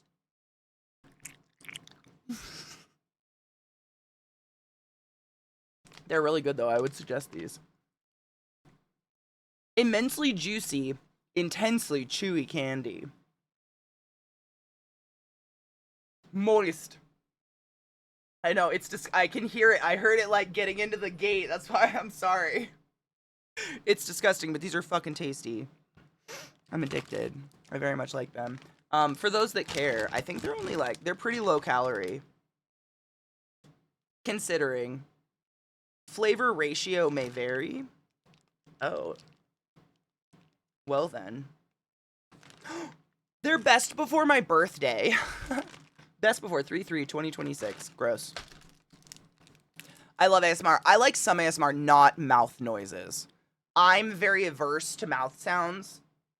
So I had to give you like a, this is why I'm doing this, but it's gross. I can't do mouth noises. Oh my god. Chew with your mouth closed. Ew. Yeah, I'm very sensitive to that, which is why I will chew them way the fuck back over here. But there's been some ASMR, I wouldn't have considered it ASMR. I would have considered it like atmospheric chill sounds. But I've listened to some before that's genuinely helped calm me down, where it's like the sound of someone cooking in the kitchen. But you're in the other room.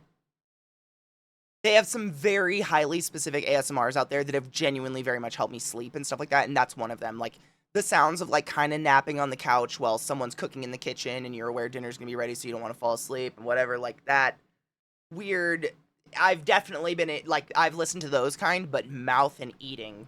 And no shade to anyone who's into that. We don't yuck yums. I just will not be providing that. I will be back here. Blue raspberry.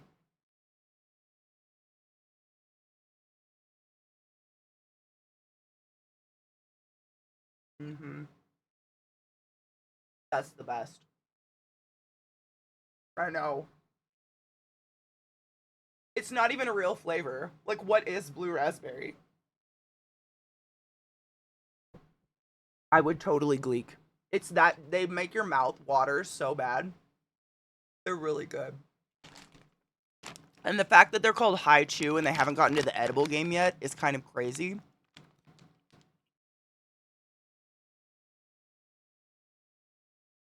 It's right there. They're so juicy, your mouth just water. I think that's what it does. It's got something in it that makes your mouth water uncontrollably. But I don't know what that is.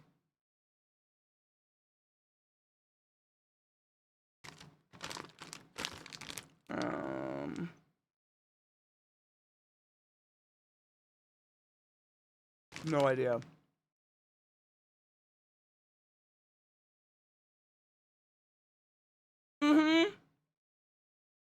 Ever since someone in the chat mentioned mouth sounds in ASMR video, I can't. Oh my god.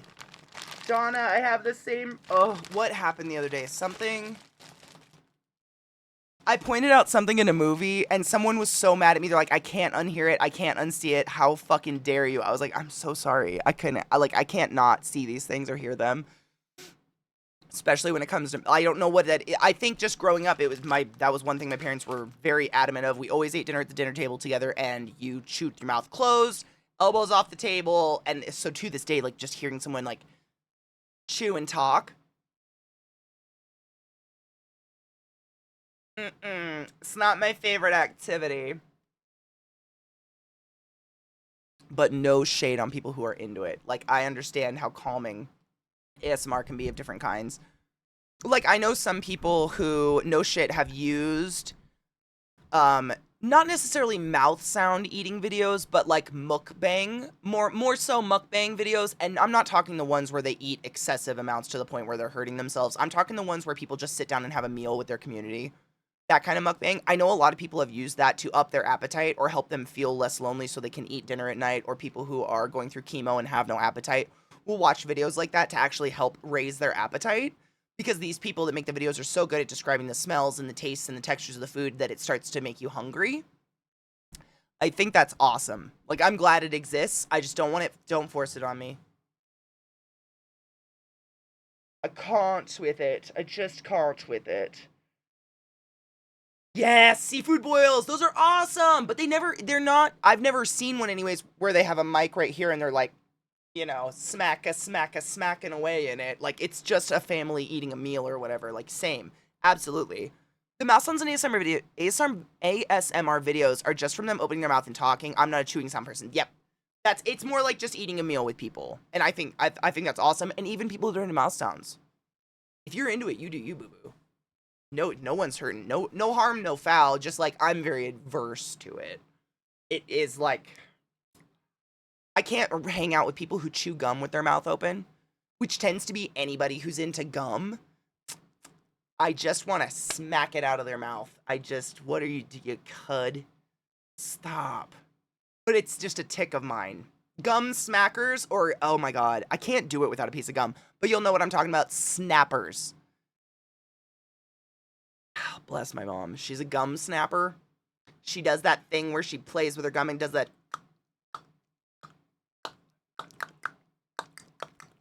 over and over and over again in the car. Whatever the fuck. Ugh. See, these are the reasons I think it bugs me, because I just had to live with a lot of it, and it was like, where did the table manners go? Where did they go?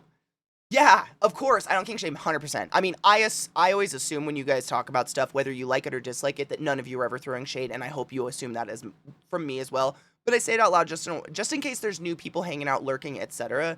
I don't want anyone to feel like they can't like something that's harmless between two consenting adults. Ever. Like, you fucking do you, boo-boo. But we're all allowed to dislike stuff, too. That's okay. Yeah. Like, it doesn't mean we hate people that like mouth noises. By any fucking means. You listen and enjoy and do what you need to do. 100%. It's just not my jam. Yeah. My roommates are a one-kid fam that's all open mouth. It tends to be like, I mean, it's a learned behavior, right? Yeah, beat your meat to hot dog eating competitions all you fucking want. That is you, boo-boo. I'm not gonna do it, though. And that's okay. I'm not proud of being Swedish at the moment. An SWE researcher just proved a crab can feel pain. If it has a complex nervous system and its mouth uses sense of touch, it can properly feel pain. So what we're both saying is no shit, right?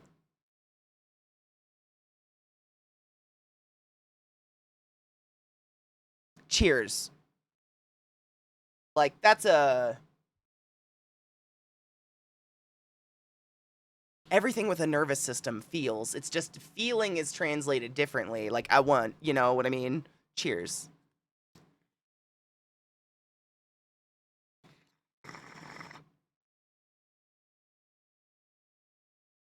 Like, there are some plants that recoil from touch, and you could say that's a pain response technically, but like, it's different, I guess.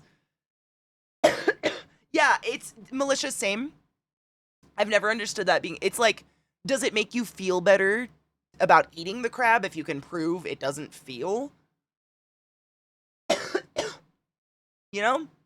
I wonder about that stuff. Like, yeah, feeling and pain is how our body, like, you know, pain often comes with retracting, screaming, whatever, so we don't further injure ourselves. Like, that's anything that's moving around a potentially, you know, potentially harmful environment should probably be able to feel, which would translate pain, i.e.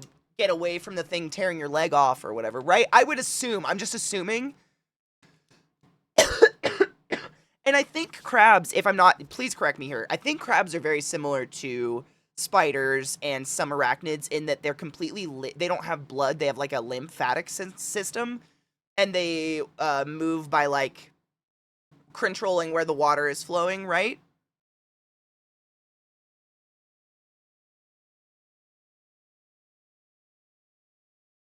I think. I don't know if they're anything similar like that. So, I mean, they don't even have blood. Like, it's a completely different body plan concept. Whereas, like, yeah, when you poke something and it recoils, like, that is your nervous system being like, that could hurt you in a dangerous way that will end our life. Like, kind of, you know?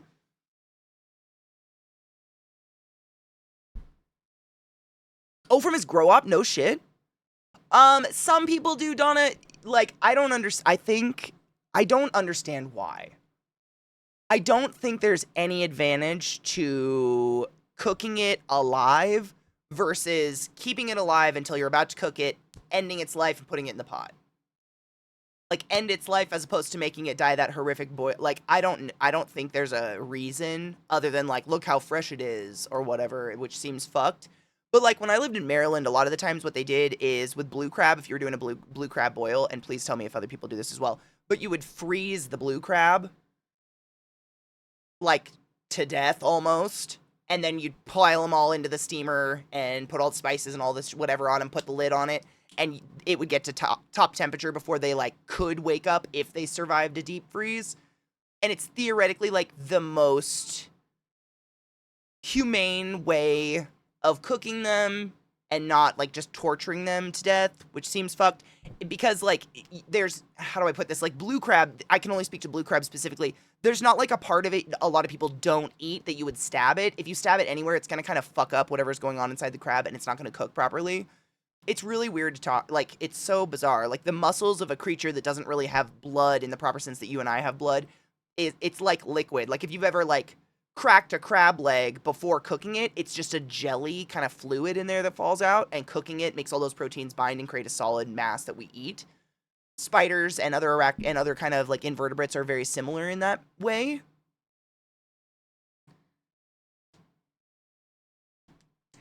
David, according to scientists from what we've read, they go to sleep.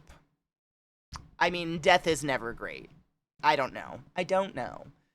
If I lived in Maine or something, I'd probably eat more seafood. It's just by chance. I've literally eaten so much seafood in my life, it takes a lot for me to get excited for seafood, like really good. Like hydraulic fluid, literally. Yeah, it's like hydraulic fluid. That's literally how most invertebrates, including crabs and lobsters and everything, because they're the scavengers of the seafloor, just like bugs, like cockroaches are here. They're more similar to like a cockroach. But yeah, it's literally hydraulics. It's exactly how they move, yeah. They just plopped it in. I don't like that. That makes me sad. Like, if you don't have to. Right? But, like, on the flip side, I was mostly raised in, like, the Pacific Northwest. And then I moved to Baltimore and lived in D.C. and Virginia area for a bit. Like, if you live in either of those areas, it's seafood, seafood, seafood, seafood, seafood. Like, every special occasion, every holiday meal, it's seafood. In the Pacific Northwest, it's probably going to be salmon or king crab. And where I lived in the Mid-Atlantic, it's blue crab. Like, across the board. And it's just, you just get over it. Like, sometimes you just want some steak or a cheeseburger. You know what I'm saying? Like, it's a lot. I heard crabs love money and an unwashed crotch. I haven't heard the word crotch in a long time. That is we should bring back crotch. Don't worry, we're bringing it back. Crotch. It's a good one. It's just corporate propaganda. Freezing them takes way longer than boiling them, and way worse. God, that's gross. That's sad. Whatever the fastest way is, I hope people do that. Do research. I don't live where there's animals to eat, so I don't know. I used to work at Red Lobster years back, man. The amount of lobsters I've dispatched. So, question. Do you think it feels bad, like, conceptually talking, a lobster is quite literally the cockroach of the sea. They sit on the ground, they eat dead things, detritus, rotting, dead whales and shit. Like, that's what they live on. They're like, you know what I'm saying? Does it make us feel bad because they're big versus people being like stomping roaches like nobody's business, or killing spiders or whatever? Is it because it's small we don't feel bad, but once it hits a certain size, like let's see the size of a small dog, we now feel bad? I've always wondered, myself included, like, what's the psychology of that? Because they both are bugs. They're bugs. Big old googly shits and, you know, they're bugs. But, like, I say crotchety a lot, but crotchety is, like, acting old and grumpier than you should be, right? Like, I'd say you're being crotchety, like, fucking what? Crotch, isn't that your gina? It's a fast death, honestly. I'm into that. Do you think it's faster than, like, does that, how do I say this, Crispy? You're gonna know what I mean. Like, is there any benefit to boiling it live as opposed to dispatching it first, like, culinarily speaking? Because that's what I was talking about earlier. Like, I don't know if there's, like, it's genuinely better if you let it boil itself alive versus, like, and then boil it. I don't know. Crotch is unisex. I have vaginas. Oh, I didn't ask for permission to speak. I'm out of practice. Do I have permission to speak?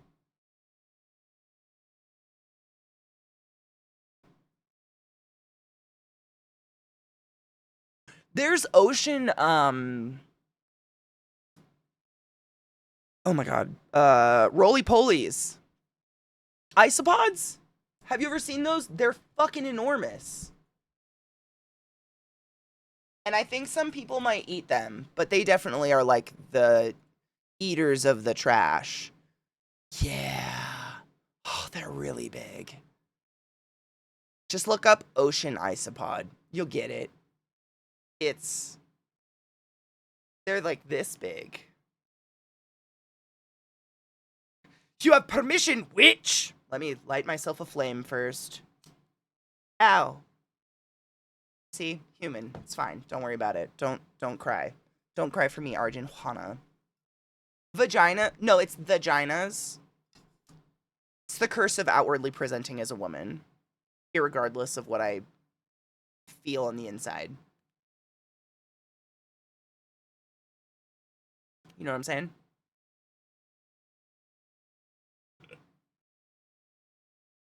I've made seafood by myself. I'm not a fan because it just makes your house stink. It just makes everything stink like seafood for a long time. Salmon's easy. Like, things you would bake, like salmon with lemon and butter and stuff, that wouldn't make anything stink, really. I've baked salmon a few times, a few too many times. But, like, mollusks and stuff, like clams, mussels. Yeah, mussels. I've never cooked oysters. But anything like that, it just tends to be fishy, and it, like, sticks. Vaginas. I got a bad case of them. I'm thinking about a mass making fused glass vulva pendants wrapped in copper wire. That sounds beautiful. I'd wear that. Dude, today flew by. I'm sorry we didn't play games, but we ended up just looking at weird things and enjoying life. Wait, Najeel sent me something. Doesn't the term, quote, staff member make you laugh because those two words both mean penis?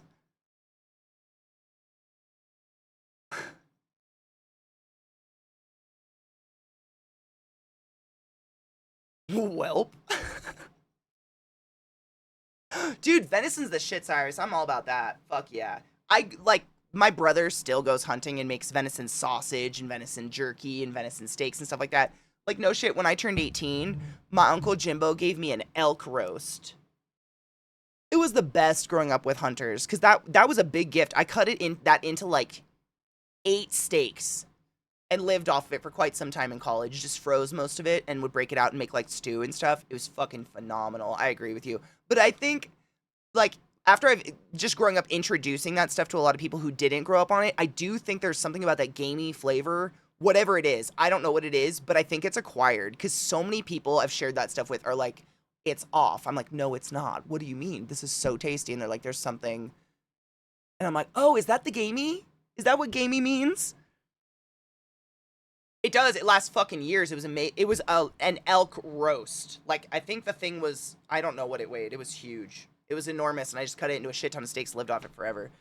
Benefit, okay, so this is there, tilapia is good. Tilapia, like most fish like that, is pretty benign, right, Najeel? Like, I think if you bake it, it doesn't really cause a horrible smell. Yes, catastrophic llama. Hold on. I'm going to give you a permit, but also we have a Discord for art and stuff. It's like my favorite Discord. I love going through that thing. But if you make cool shit like that, I want to look. Just selfishly. Dude, mahi's delicious. Oh, that's so pretty. How do you cut the stones? Or do you find them in natural shapes like that? I love pretty rocks. Like, one of my favorite moments from this entire year was crouched down on a beach with Vissy, just like sifting through beach rocks and picking out pretty rocks with each other. You guys know my girl Vissy. That was literally one of my favorite moments of the entire year. Was just crouched and looking at pretty river rocks. That's super pretty. It's fused glass. No shit. That looks like a fucking river rock. I cut and shaped the glass by hand. Oh, that is fucking so cool. It looks like a beautiful river rock, so you've got a double win. Shorelines, nature's tumblers. No shit. There we went to, if anyone's in the Pacific Northwest, it's the Rosario Beach.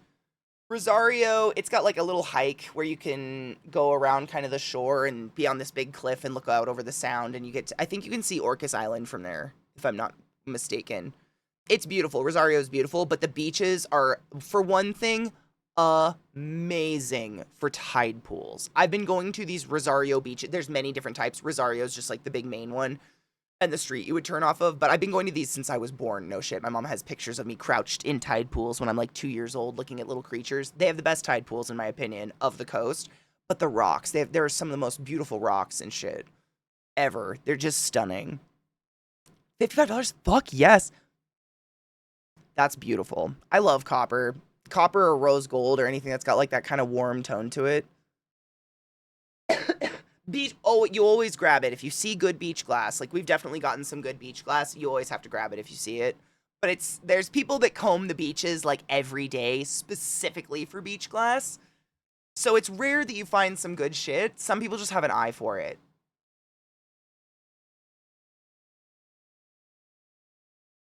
Of the Sea Hidden Things candy from Coraline. Oh my god.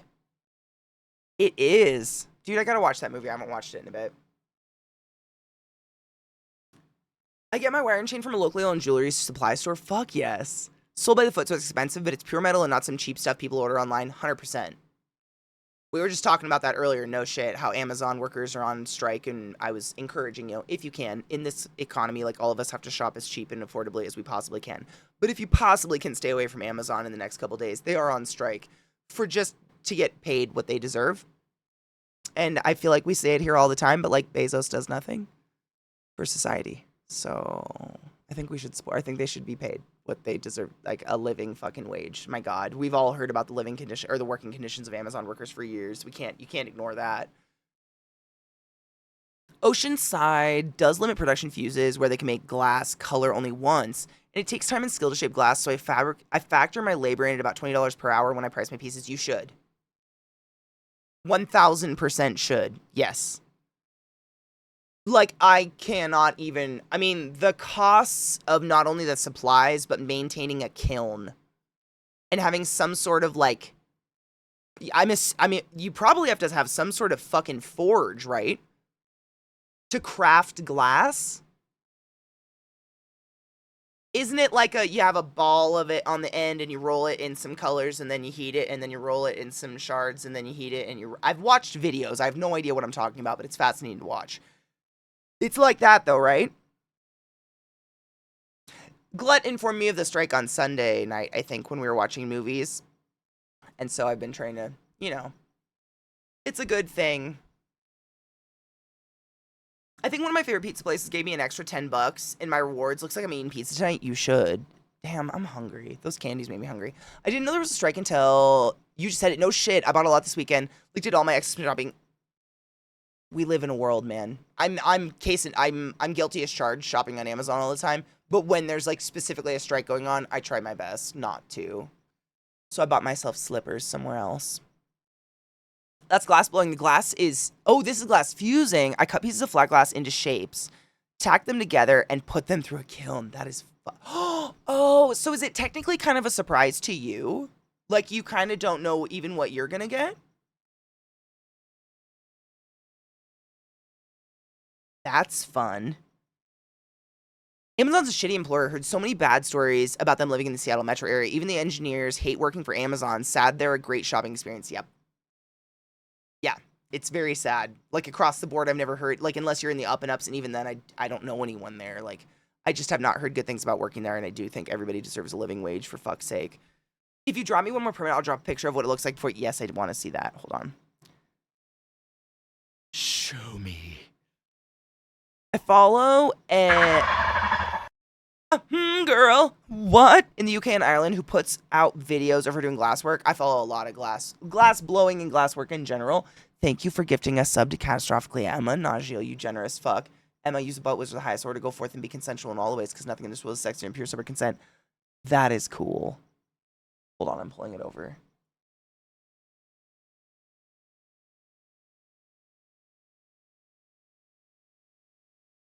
I've been to a glass art workshop. That shit is magic. Totes worth the labor. It's so fucking cool to see. So this is how it goes in. Oh. Ooh. Ooh.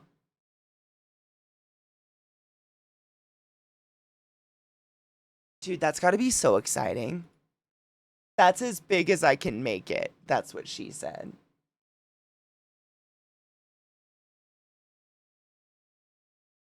That's very fucking cool. Oh, no shit. So this is what made the necklace? Wait. Oh, God. I've got too much open. I'm lost. I'm lost in the links.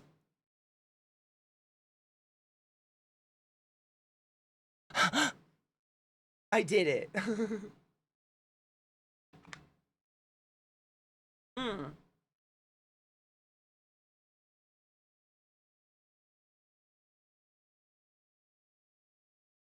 Whoa! Yep. Thanks. Got it. Got it. So that's the one that we were looking at, the heart. That's so cool. Once I saw my first piece come out of the kiln, I got obsessed with it. I completely understand. As someone who gets obsessed with art and shit like that very, very easily. Wait, no, this one was the heart. Excuse me. I looked at the wrong heart. Ooh. Ooh. I can't, like, it's so, I could never, like, I think you're charging absolutely appropriately, if not more. Avocado. The avocado is cute as fuck. I'm, like, what does this one turn out? Like, it looks like dragon flesh. What is it? I don't know how else to put that. Dragons aren't real. I'm aware. Maybe. What is it? I love a sparkle. Glitter makes me giggity. It does. I mean, that's another. I might get high. Ooh. Ooh. Ooh. Okay, so this one. That is fucking. Yeah, this could be absolutely cracked. Turned into that. Dude, it looks like iodized, like titanium or something. Not titanium. Titanium? That's so pretty. I mean, funk, exactly. That's what I'm saying. I'm never gonna say that didn't, because who's to say? Dichroic. Ooh, it's made with tech developed by NASA for telescope filters, so it's super expensive. $25 for a tiny bag of scrap. A square foot would be hundreds of dollars. The dragon skin? Yeah, that makes sense. Fucking A. Dichroic? That's so cool. What about that one? The little blue. I mean, I'm assuming it's going to end up like these guys, right? Like it's probably some sort of metal base or something where it's going to iodize or whatever. I don't know the term, but that definitely. Hold on. See what I mean? I can't think of the name for it. I'd pay for something made in NASA scrap. Dude.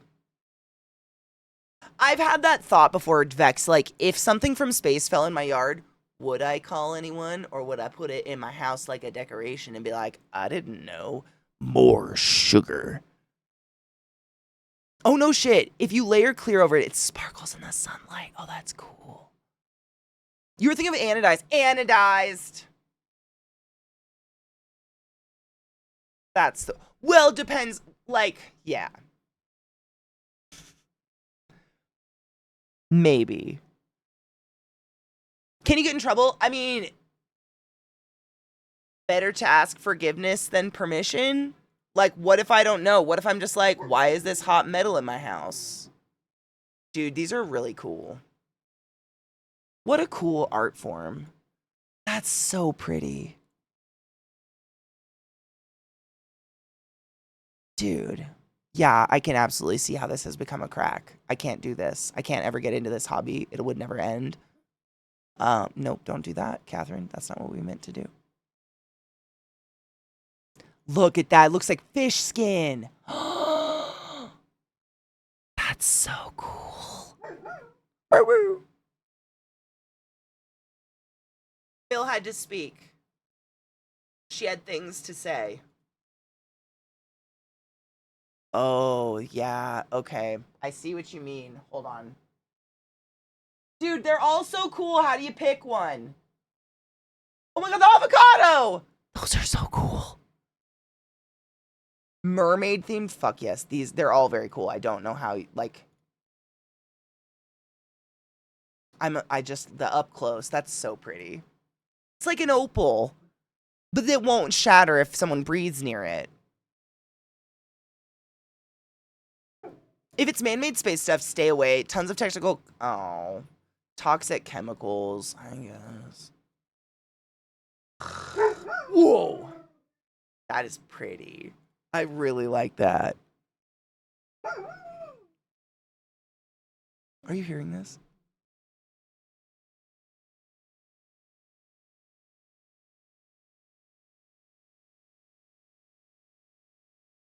These are really pretty. They're all really pretty. It looks like a little world inside the glass. I follow some glass workers who cut and make sun catchers. Ooh, yeah. I think sun catchers are gorgeous. Doesn't it look like, didn't that one look like dragon skin or something? Yeah, I think I blew it up.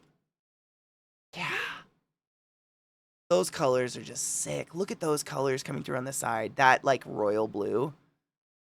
That's so pretty. The galaxy's on Orion's belt. Which is only 3 stars. Oh my god, those are so pretty. Bitch, you got talent. Those are really pretty. They are really, yeah. That shit's gorgeous. Yep, there's shit afoot. My dogs have been upsetted. Are you done singing? Ma'am? Laziest upset poodle in the entire world. Let me tell ya. Doesn't even get up to bark about her fury. Those are super fucking pretty. I could literally get stoned and just stare into the eyes of some of those pretty glassworks. I have stuff like that around my house where it's just like, it's really pretty to look at. I don't have anything near me like that. But some things are just gorgeous. Yep, they're an alarm dog, not a guard dog. That's a really, really good way of putting it, honestly. They just tell you shit's happening. They don't protect you.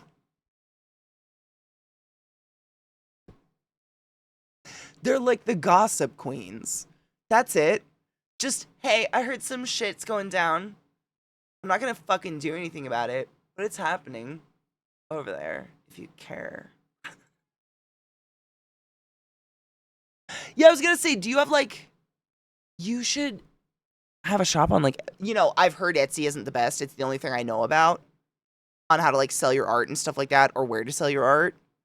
But, like, you should open a shop. You do phenomenal work.